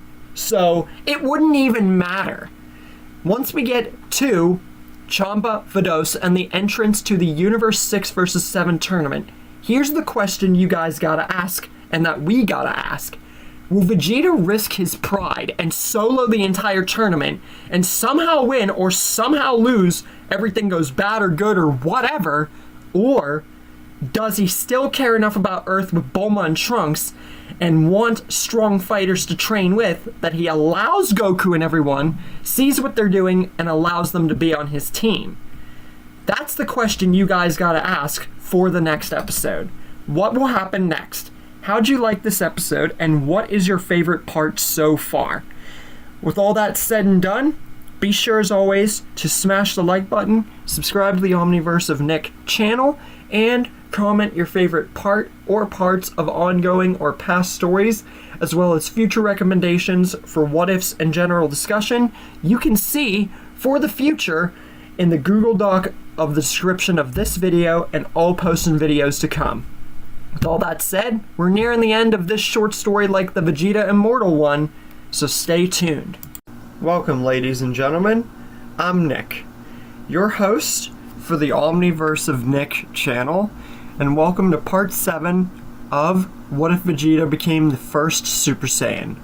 Like always, before we get into it, be sure to smash the like button, subscribe to the Omniverse of Nick channel, and comment your favorite part or parts of ongoing or past stories, as well as future recommendations for what-ifs and general discussion, which you can see on the Google Doc of all my projects for the future, which is in the description of this video and every post and video. So that way you can catch up on everything I have planned for the future. But let's get into the Universe 6 vs. 7 tournament. So, Champa and Vados make their presence known. And Vegeta, he decides something. He decides to make a deal with Beerus. He says that because he does have a son and a wife on planet Earth, which he didn't really bother to mention until now, that he wants to see how the people on Earth, including that Saiyan who tried to intercept them, his name's Kakarot, he decides to give them a chance, and if they can't pull through, he'll take care of the tournament personally for Beerus. First up is Goku. Goku has been practicing with the mystic form better and much more effectively than any version of Canon Gohan. Keyword there, Canon Gohan. And has been learning every Kai technique and attribute that he possibly can get his hands on. Even doing something with the mystic form that was never seen before. transforming it into Super Saiyan. Just like with the God Essence and everything, he's been making Mystic Form Super Saiyan 1, 2, and 3. As for Gohan, he unlocked Beast without neither his father or the Kais knowing about it. But to be fair, by this point, he would have only just found out and unlocked it by the time the tournament was put in place and Vegeta went there. So, that's just how it goes. So, the contestants for the tournament are Goku, Gohan, Piccolo, Goten, and Trunks. Now, with his own son and everyone else there in the mix, Vegeta assures Beerus that should these people fail, he will take care of Universe 6's contestants personally for Beerus. So the tournament begins, and Goku obviously is the first one to compete. He takes care of Botamo the same way he did in canon, and his next opponent is Frost. And however friendly it might seem Frost is being, Goku for one in this timeline doesn't trust nor care, and he's trying to prove a point to Beerus and especially Vegeta, that he's far from weaker than Vegeta at this point, and that they are going to show Vegeta the error of his ways, and he's going to prove that by winning this tournament. And he beats Frost without even giving him a chance to transform. When Vegeta is the next one, all Goku has to do with his flames and his heat is revert it and condense it into a powerful, get this, Kamehameha volcano, basically shattering the area around and knocking him out without having to insult him. Then we get to Kaba. Now, in every other timeline where I've included Goku versus Kaba so far, it's been Goku teaching him how to become a Super Saiyan in a much nicer way than Vegeta. But in this timeline, Goku just straight up gets into the fight and kicks him out of the ring, barely giving Kaba a chance to put up a fight. So, yeah. We then get Goku versus Hit. Now, Goku would have to analyze Hit right away with no fighter coming before him to test out Hit's time skip. But he does figure it out, and Hit actually has to try a little. Goku has to resort to Mystic Super Saiyan 2 once Hit starts stepping up his game. And this fight would honestly go the same, except Goku has way more variety here with the Kai techniques and other things up his sleeve. But eventually, it doesn't matter. He has to resort to his final trump card, Mystic Super Saiyan 3. Now with Super Saiyan 3's drawback, even though Goku would have had more than enough time to get it on hold, Mystic Super Saiyan 3 is not as much a drain as Kaioken with Super Saiyan Blue, but it's still a big deal. Hit would then power up, and Goku's power right now would be around Super Saiyan Blue Kaioken in canon. But with far more variety, like I said, with the Kai techniques, and kind of a much cooler transformation, and the fact that Mystic Super Saiyan 3 would kind of be easier to handle than the Super Saiyan Blue Kaioken, because it's a Kai-based transformation. Goku would unfortunately lose, because he wouldn't really have the mindset to be thinking about Hit holding back or anything like that. He'd just worrying about fighting him. Vegeta smirks, saying that Kakarot put up a good fight, but he should have known that he would lose in the end. It was only a matter of time. But even Beerus has to admit that the Saiyan he fought on North Kai's world, this Saiyan definitely has gotten stronger. And he's actually impressed. Gohan is next. And with Gohan seeing how his father fought up until this point, yes, its full power is pretty impressive, and he's starting to show off a small little bits of his moves that could kill. Gohan, he does know how to analyze and get past most of Hit's stuff, but in the end, it's not enough, and he shows off Beast Form to everyone, including his father and the Kais. Now this surprises and shocks and amazes everyone, especially Beerus. But Hit, in retaliation, powers up to his maximum, seeing a true advantage for that because of sensing Gohan's immense power. But if it wasn't plainly obvious, Hit loses here. Once Zeno arrives, Goku is accosted by the guards after trying to talk to Zeno.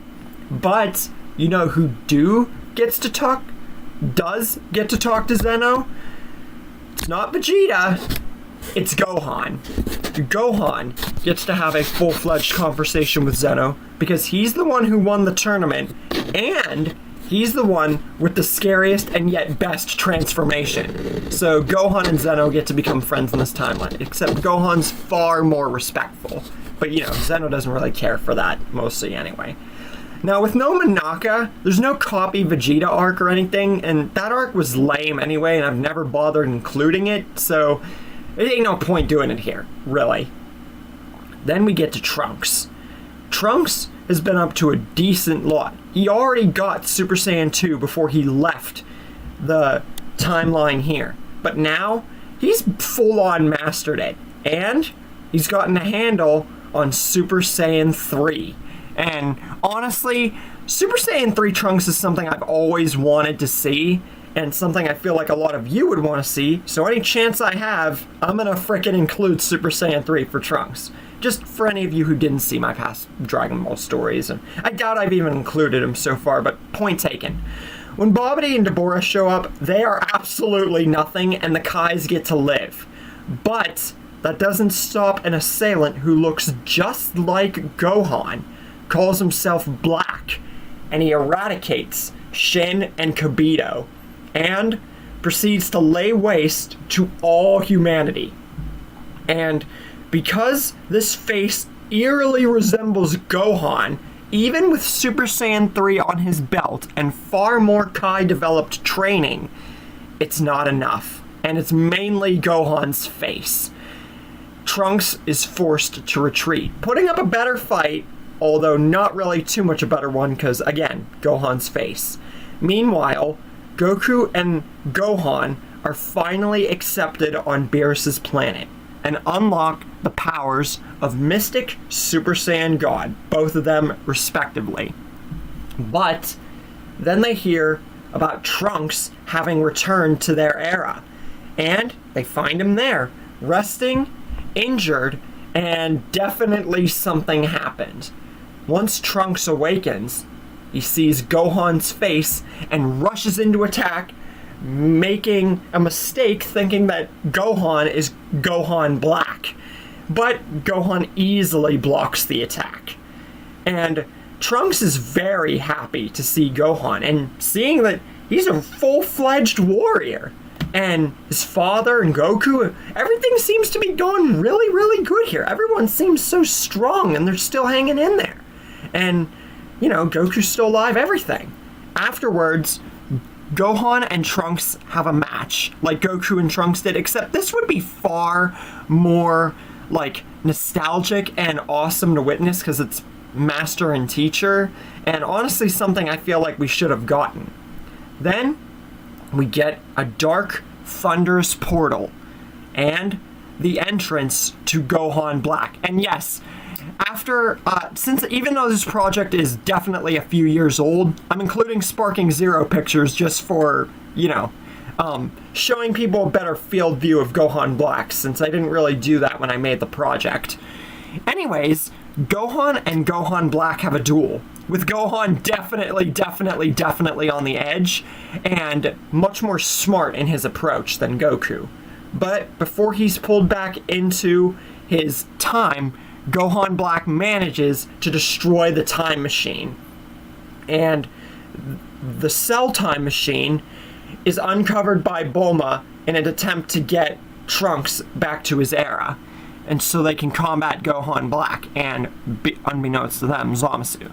So Bulma begins to work on the time machine, and once all is, like, nearly said and done, Vegeta waves his hand out in front of everybody, saying that they've all done enough, and that from here on out, he's the one in charge. He's still the strongest. He still makes the rules. He's lucky he even they're lucky he even included them in the tournament.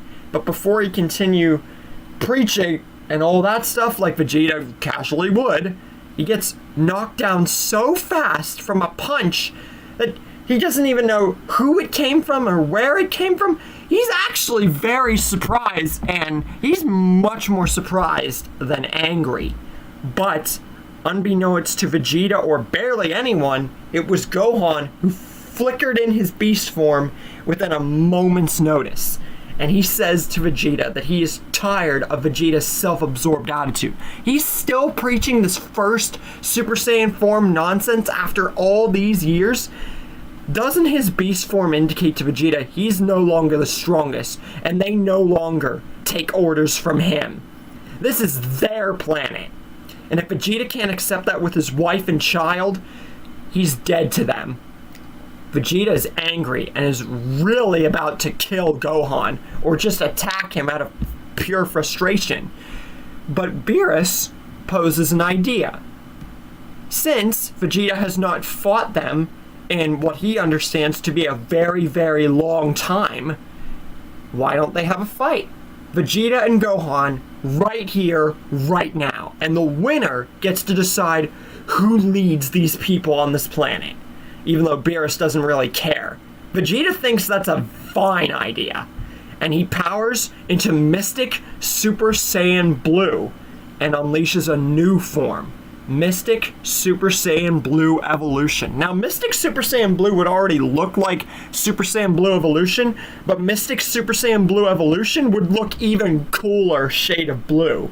Gohan goes into Beast automatically and rushes in for a punch. The same punch that he delivered to knock Vegeta to the ground in the first place. And Vegeta didn't even take a sensu or anything. So, he's not only flung back a good field away, like really far, but he's very injured. And he doesn't even realize it. His armor's gone, he's injured, he doesn't even realize it. But then he tries a full power Mystic Super Saiyan Blue Evolution Final Flash. But he notices too little too late that just before he's about to fire the beam, that damage energy from those two punches reverted him back to Super Saiyan. And this gives Gohan the perfect opportunity to use just a base normal Ki Blast, cancel out the Final Flash before it even hits out of Vegeta's hands and knocks him to the ground. So yeah, that pretty cool for those few moments in between, but not too much of a fight.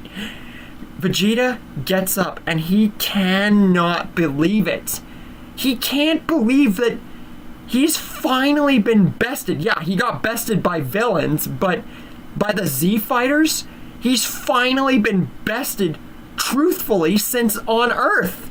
It's been years, and like the deal said, he can't do anything, so he very begrudgingly, angrily, and his pride being torn asunder, he has to comply and drops to base form and just says nothing. Gohan and everyone's now in charge again. They're the strongest again, which should have been motherfrickin' obvious.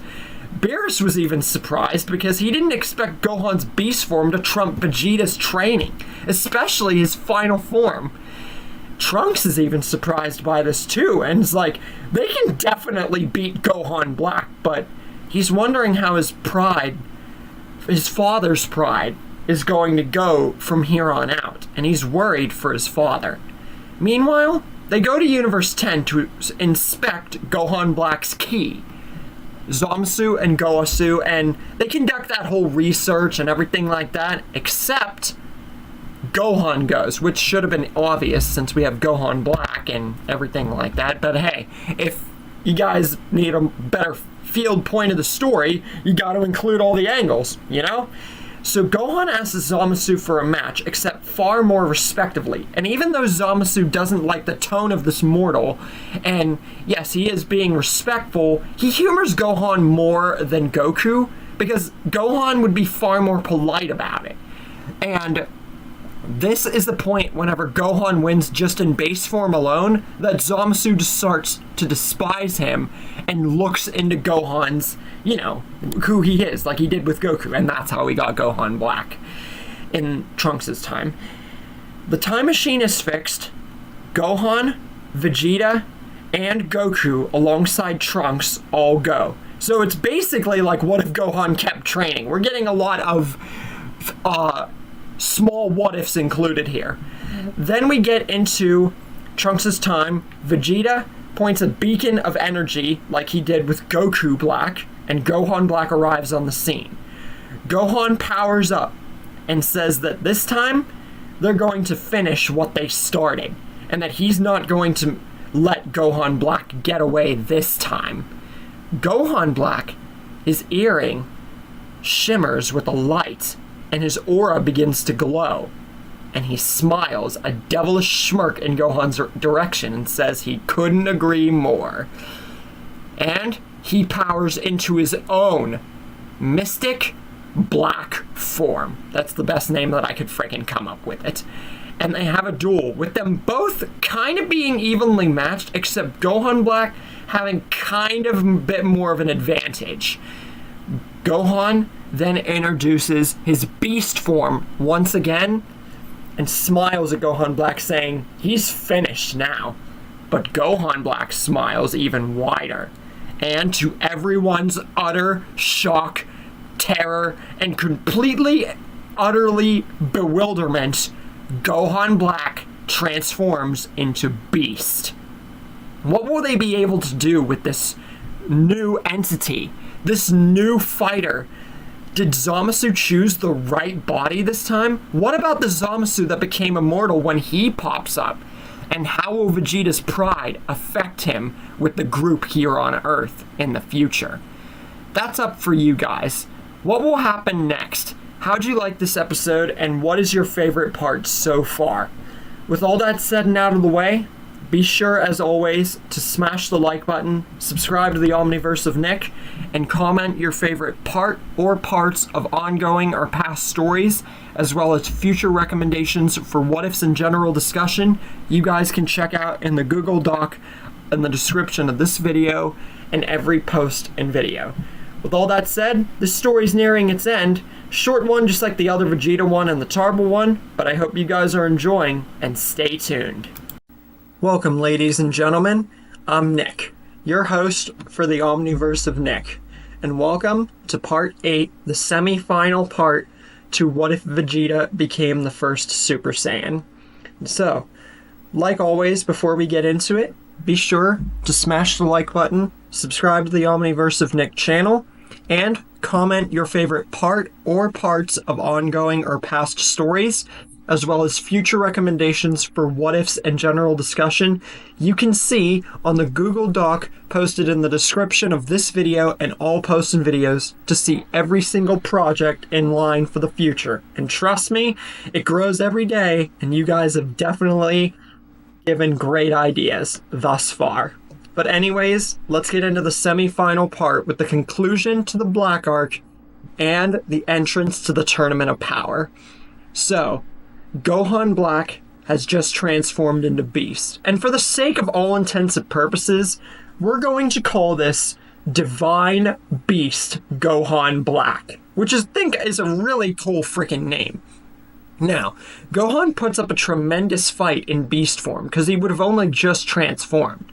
But with this Divine Gohan Black Beast form, it's just not enough, and he has to resort to normal Mystic because he knows he's going to run out of energy before he even makes a true definitive dent. And Gohan Black looks to finish him and everybody off, but future Zamasu then makes his presence known. And Gohan, he sees no alternative. He has to put every bit of strength on the line in his Beast form, or they're all going to die. So, with no other option, he powers into all the energy he can muster in his Beast form that he has left. It would be around like half or so. Goku then transforms to Mystic Super Saiyan God, and the two of them together combat the likes of Divine Beast Gohan Black. I would say Rosé Beast, but hey, picture's different, form's different, Divine Beast. I think it's pretty clear cut that that would be a good name. Meanwhile, Vegeta, with Super Saiyan Blue Evolution Mystic and Super Saiyan 3 Trunks, they combat Zamasu, but his immortality Their strength doesn't matter, even Vegeta's. The immortality is just too much of an annoyance. Goku sees that not even Mystic Super Saiyan God, along with Gohan's Beast, will be able to stop Gohan Black, because Gohan expended half his strength, and his strength's just not enough. So he powers up, breaking his limits, and transforming for the first time into Super Saiyan Blue with Mystic. So, Mystic Super Saiyan Blue. Or Super Saiyan Blue Potential Unleashed, whatever the frick you guys want to call it. So with Beast Gohan having, like, not even half of his strength left by this point, and Goku just turning into Super Saiyan Blue Mystic, they have a halfway chance better than what they did. They're making leeway, but it's not enough. Gohan Black's Beast form is just far too great a nuisance. Goku tries to reach beyond Mystic Super Saiyan Blue, Kaioken, just something, to do something. But he doesn't realize that turning into Mystic Super Saiyan Blue for the first time alone broke almost all of his stamina and strength. And pretty much goes without saying for any form. Especially like Super Saiyan 3, Kaioken, stuff like that, so he just wears himself out before he can even find an opening for something greater. And Gohan, he drops to the ground out of pure exhaustion because he's wasted all of his strength as well. So now, things are not looking so good. And Vegeta and Trunks, especially Vegeta with his Super Saiyan Blue Evolution Mystic, they try a father-son Gallic Gun, a much stronger variant of the original, but Gohan Black just intercepts them and knocks them both back with the others. It's up to Mai, Yajirobe, and everyone else to save them and for them to return to the past. After that, Beerus destroys that Zamasu like he did, and they all train and try to come up with a solution. Once they return, Gohan Black's origins as another Zamasu are revealed, and Gohan Black twists the knife of explaining how he killed Gohan's family, Videl, Pan, and that's just it at that point. Gohan turns into beast form automatically, with Goku reciprocating into a much more in-depth Mystic Super Saiyan Blue, and the two of them together, angry, furious, and stronger than ever, combat Divine Beast Gohan Black in a much more chaotic showdown, which honestly would be a great father-son moment. Meanwhile, Mystic Super Saiyan Blue Evolution and Super Saiyan 2 Trunks cower against Zamasu. But with training this time around, Trunks was able to get a tiny glimmer of Super Saiyan God from Vegeta. Tiny. So, he's able to stall Zamasu by himself. And he would have done that in Super Saiyan Rage anyway, but you get my point. Vegeta powers his Super Saiyan Blue Evolution Mystic form, and he looks to go beyond it. He's not just powering up for the fight. He's not powering up to prove himself. He's powering up to show the cosmos that the amount of times he's lost for the grace of achieving the legendary Super Saiyan form first, only he deserves to be the strongest. It's his destiny. And all of that fury and the buildup and the ultimate urge to become the strongest with the form that he got first urges Vegeta into the Beast form. Beast Vegeta.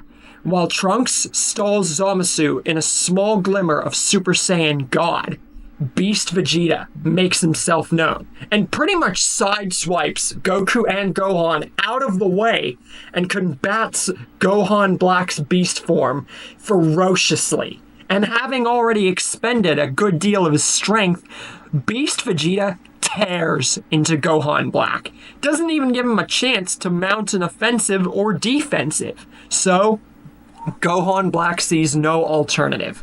He tells future Zamasu that they must resort to their contingency.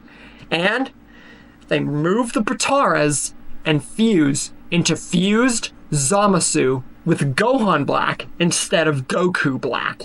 And luckily Sparking Zero, the new game for Dragon Ball, has given me even more leeway to actually get a definitive picture of this fusion. if you didn't notice from the last episode. Even if it's an old project, new pictures like this are definitely key to showing true moments in this. But even with this fusion, Beast Vegeta and now Trunks getting in on the scene, they pretty much demolish Fused Zamasu. He starts to become corrupted, and he starts to have more of his skin like show and just mutating, and his immortality seems to be failing him, but he is terrifyingly powerful all the more. Gowasu and Shin arrive on the scene, and against Vegeta's better judgment, against his pride, he knows what they're going to ask of him. He knows what he's going to have to do. So, he risks his pride, his new power, and everything on the line, and merges with Gohan, the two strongest there, into Vegahan. And with just a flicker, just a small little blast from Beast, I'm talking a millisecond, in Beast Vegahan, he wipes Zamasu clean off the freaking cosmos. But the immortal Zamasu's essence then pops into existence, spreading across the universe, and not even the fusion, which lasts literally a second because of that Beast, is able to stop it. So Zeno from the future is called, and he erases Trunks' timeline. After that, Trunks and Mai return to a new time, and that whole plan goes as you would expect, except a better Trunks. Then, Vegeta confronts Gohan and powers into his beast form, and he says that he is the one who got Super Saiyan first, and he's the one who's going to prove the strongest is now. They have not fought in a long time, and as much as he knows he could tear into Kakarot, he wants to prove to everyone that he can beat Gohan, the strongest, and truly show he's the one in charge, he's the one who's best, he is the one who deserves any and all power-ups involving Super Saiyan and godly potential. So this fight is 1,000% personal. And this fight will truly show who is fit to lead the people of Earth and any person in Universe 7. The true final battle to decide what should have been decided all that time ago before Vegeta even got Super Saiyan. Gohan reciprocates and agrees to this, with Goku standing off, wishing he could join, but he doesn't have Beast. So Vegeta and Gohan Beast stare each other down and have the most epic showdown out of any Vegeta, Goku, Gohan, or any fight in this story or canonically. So much they are so even in terms of power that even when they're injured, they continue to trade blows, blasts, beams, struggles. Everything is even. But finally, after a long, drawn-out, bloody, brutal, and completely amazing showdown, the battle is decided. Gohan is flung back into a huge mountain landscape, unconscious and nearly dead, with Vegeta standing right in the center of it all, about to fall on one knee and almost unconscious and dead himself, but triumphant. Beerus declares it. Vegeta is, and always will be from this point, the strongest. This battle has finally decided it. And he gets into his head about Vegeta being the perfect fit for the next god. But he doesn't say this, he thinks it. After a time skip, Goku knows that he wants to fight Vegeta now to prove he can fight after they fought on Namek with Vegeta's Super Saiyan and everything. So, this urge gives him the incentive to unlock Beast for himself. He's still behind Gohan and Vegeta, but he has it. Meanwhile, Zeno and future Zeno come across and get to know each other and talk about a tournament, the Tournament of Power, and the beginning preliminary of it all, the Zeno Exhibition, which this would be the first story that I've ever included that. So, since this is the semi-final part leading up to finale and what will be Vegeta's ultimate triumph, with Beast and being the strongest finally on his side, what will Vegeta do now that he is the true definitive leader of Universe 7? Will this lead to him making the ultimate leeway into the tournament and winning? Or could this finally come back to bite him in the worst possible way, either from his teammates or the tournament? But that's for you guys to decide. How will the story end? How did you like this episode, and what is your favorite part so far? With all that out of the way, be sure, as always, to smash the like button, subscribe to the Omniverse of Nick channel, and comment your favorite part or parts of ongoing or past stories, as well as future recommendations for what-ifs and general discussion. You can see on the Google Doc in the description of this video and all posts and videos to stay tuned with all projects for the future. The finale is next time, coming up with the movie, so you will not want to miss it. Welcome, ladies and gentlemen. I'm Nick, your host for the Omniverse of Nick, and welcome to the finale of What If Vegeta Became the First Super Saiyan. Now, like always, before we begin today's episode, be sure to smash the like button, subscribe to the Omniverse of Nick channel, and share and comment your favorite part or parts of ongoing or past stories, as well as future recommendations, which you can see on the Google Doc in the description of this video, and all posts and videos recently and coming up in the future, to stay tuned and stay updated with all projects, even a bunch of your own.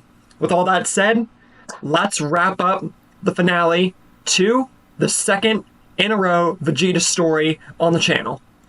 We ended off with the Zeno exhibition, the first time I've ever included it, with the only difference being Gohan and Goku are there, they're much stronger, and Vegeta replaces Buu. Now, Buu is still around like the androids, but just wait and see, and I'll explain why he's not here and why I haven't used him in past videos after the Buu arc. Vegeta fights Basal and pretty much dominates him much more ruthlessly and better than Buu, and doesn't play with him. Basal uses the drug from Roa, the Universe 9 Kai, but all Vegeta has to do is flicker just a tiny fraction of Super Saiyan, shoots a big bang attack, and Basal's out. Almost dead. But that's Vegeta for you. Then we get Gohan and Lavender doesn't even get a chance to poison Gohan, because Gohan is much stronger in this timeline, and he doesn't even need Mystic to beat him. He just pretty much knocks him out within the first few seconds of the fight. Next, Goku and Bergamo. And their fight almost goes exactly the same, except Goku doesn't have to put as much power the more Bergamo grows. So by the time he's the size as he was before Goku turned Super Saiyan Blue canonically, all Goku needs is Mystic Super Saiyan God, and he wins. It is a stronger version of Super Saiyan God, so it would almost be exactly the same fight, just difference in transformation and difference in power, kind of. But anyways, then we get Top wanting to take down Goku in exchange for the rules of the tournament, even though Goku wasn't the one that started that in this timeline. But the fight goes in the favor of Goku and Mystic Super Saiyan God until Top begins to power up, and Goku begins to flicker with Mystic Super Saiyan Blue, and the Grand Priest stops the fight on account of wanting to save the action for the Tournament of Power. And he knows that Goku's power would be enough to possibly kill Top. Who are the people for Universe 7, you might ask, to enter in the tournament? Well, in this timeline, it's pretty clear-cut. First, Vegeta, Gohan, Goku, and then Piccolo. And after that, we get a few people you haven't seen in a while. 16, 17, and 18, and Buu. Now let me explain real quick. I would have used the androids and Buu in other sequences, but there really wasn't a way to include them here. So, after the Buu arc, and Buu not fighting Beerus over the pudding, I just left them until this pretty much opportunity to use them. There really wasn't a choice. But hey, at least you get to see them for the finale. Goten and Trunks are the last two. And this will also be the first time, I think, that I've really included Goten and Trunks in a tournament. Correct me if I'm wrong. The tournament begins, and Vegeta is now the one in charge since he rematched and beat Gohan. Almost barely lost, but now that he's the true definitive leader once again and on top of everybody, he says that they're going to do things his way. And the canon Vegeta way, which is take down all the strongest first and lengthen the field out. Universe 11 arrives, and right away, Vegeta especially, and everyone can tell this guy is the strongest. There's no question. After that is done, Vegeta tells everyone in Universe 7 to scope out the strongest from all the universes besides Universe 11. And they pick out 8. Hit, Bergamo, Narirama, Majikayo, Nink, Albany, Catapacia, and Brienne. The 8 strongest besides Universe 11's Dispo, Top, and Jiren. So, they split their efforts in taking them out first. Goten and Trunks handily defeat Catapacia without giving him a chance to transform. Same with 17 and 18. And with no Goku to stop them because Vegeta's in charge, they just take out Brienne before she can even transform. Next, 16 beats Nink. And this would be a battle of brutes, so it would honestly be kind of cool to watch. And while that's going on, Boo has his fun seeing that he not only is going to take out Hit and Narirama, but Basil too. Even though he's never met him before, he definitely is very excited because he's about to have a lot of fun. So, in casual Boo fashion, he pumps himself up and revs towards all 3 of them, knocking all 3 of them back, Basil the most. But Basil just retaliates by spinning and launching himself for a kick. Narirama's down, but while Basil attacks, Hit does too, and he gets in the middle of it. Or rather, Boo gets in the middle of both of them attacking, since he got in the middle. It's a lot of middles. Boo is now kind of on the back foot here, and he's starting to get irritated. He thought that this would be kind of easy, but he ain't done yet. This fight has just started. Boo tears off parts of himself, 2 extendable parts of himself, and launches them at both Basil and Hit. Both connect, but only one actually works. One of the parts manages to latch on to Basil, while Hit is encountered by the other. And Basil, with nothing to do and no drug or brothers to help him, Boo knocks him out. But just before Boo is about to launch a Kamehameha and knock out Hit, Hit uses his time skip to not only tear the part of Boo off that was latched to him, but also counter Boo's attack towards him. So, all he has to do is time skip and launch a flurry of attacks. Now, Boo is not fazed by this, because he just casually regenerates. But he's now angry because that didn't work, and now he's going to have to try harder. But no matter what he does, Candy Beam after Chocolate Beam after Cookie Beam, extendable parts, fake absorption, throwing himself at Hit with everything, mimicking, or at least trying to mimic some sort of time skip, because Boo is really good at mimicking attacks. He just can't. Hit is faster, stronger, smarter, and honestly, much more impatient whenever it comes to dealing with Boo than Basil was. So, he knocks him out. Vegeta then confronts Hit and says that the boy Gohan he fought isn't the only one who can beat him with the beast form. And he casually turns into Beast, and within 2 seconds, Vegeta knocks out Hit. Piccolo then beats Albany, attacking him in his own way. Gohan encounters Bergamo, who's shocked to see Basil knocked out, and Lavender knocked back by the others. Vegeta then flickers Super Saiyan and knocks out Magi Kaio. And with all that, all the strongest, mainly in the universes besides Universe 11, are knocked out. And Goku and Toph are about to have their rematch from the Zeno Expo. But, like the Canon Tournament of Power, that doesn't get to happen the correct way that it should have. Dispo interferes.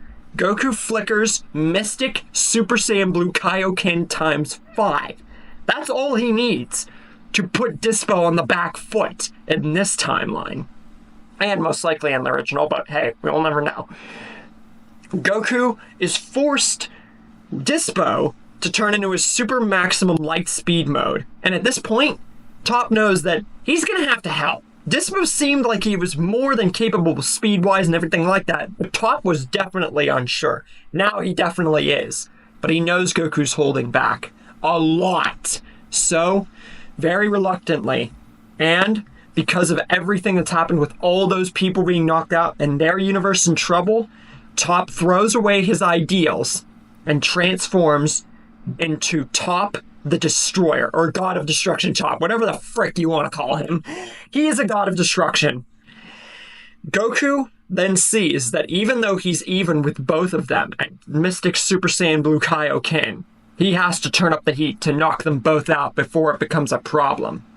He turns into Beast Goku and handily splits them apart with a massive shockwave, Namek Saga style, and blasts Dispo away in literally a millisecond, mocking his speed at its finest, which is something Goku already did and then Frieza proceeded to do. So yeah, Toph then powers to the maximum that his God of Destruction abilities can muster, throwing Hakai after Justice Flash after everything.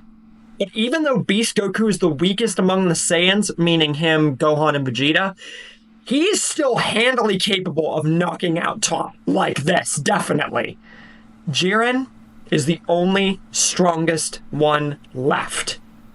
And we then see the true fight of Goku and Jiren in this timeline. But even with all of Beast Goku's powers, Jiren doesn't even need a true 100% closed deal to fight Goku. So Goku's starting to get into trouble.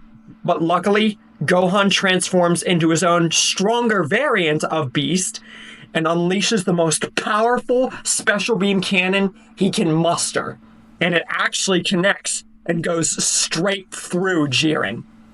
Goku, with the last bit of his energy and everything he can muster, flickering in and out of Beast and Kaioken mixed together with his Mystic Super Saiyan Blue, powers every little bit of energy into the biggest Kamehameha wave that he can muster. Because he knows he can do it. He just has to make it connect with Jiren.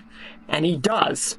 But even though Jiren's impaled, Jiren is very durable and lasts until the end.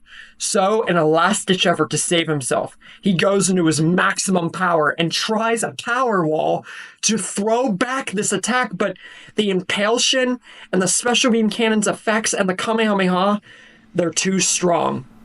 And even if it doesn't kill him, he is not able to repel the attack and is knocked out. The rest of the tournament is a breeze, and the wish from Universe 7 is to restore all the universes. After that, what about Paragus, Broly, and Cell Max and all that stuff? Well, they would not be anywhere close to a problem. Even if Paragus and Broly somehow still did come back, they wouldn't be able to without Frieza Force members, so they honestly die. And Cell Max and the Red Ribbon Army, they would not even be the slightest, tiniest of a problem. Not in this story. Vegeta then would learn everything about Ultra Ego and move on to succeed Beerus, besting him in combat with everything that he has been up until this point and becoming the perfect replacement for God of Destruction. Goku would learn about Ultra Instinct and try everything he can to beat Vegeta and prove the strength of their Saiyans from Vegeta, because it's still going on. But ultimately, Gohan would be the one to prove this, becoming the next replacement as an angel for Universe 7. And with this, Vegeta would have to listen to Gohan as a destroyer or not forever, with Goku being the next one in line. And Universe 7's whole safety resting assured on the fact that Vegeta became the first Super Saiyan, while being, safeguarded under the resolve that no matter what form you take, no matter if it's first, last, in the middle, or somewhere in between, you are never the strongest. And unfortunately for Vegeta, that's a trait that would never go away, no matter if he got something first or not. Now, you might be wondering why I didn't have my camera angle and the way that I usually finish these stories, and why I have it like this as an older style. It's because I accidentally got rid of that recording. So, I figured that I would finish up the story here. But what did you guys think of this story? The second Vegeta story in a row where he actually got a dream that he wanted. Do you think that Super Saiyan First was better than Immortality? Or do you think that Immortality was better? How do you think that either one of these would have truly gone towards Vegeta getting his way? And do you think it would have been better or worse? Let me know in the comments. Hope that you guys enjoyed. The movie for this will be out soon. And the next stories are being worked on with much more in the future regarding this channel. And the end of 2024 slowly approaching. With all that said and out of the way, hope you guys enjoyed this 9-part story, and I'll see you guys next time.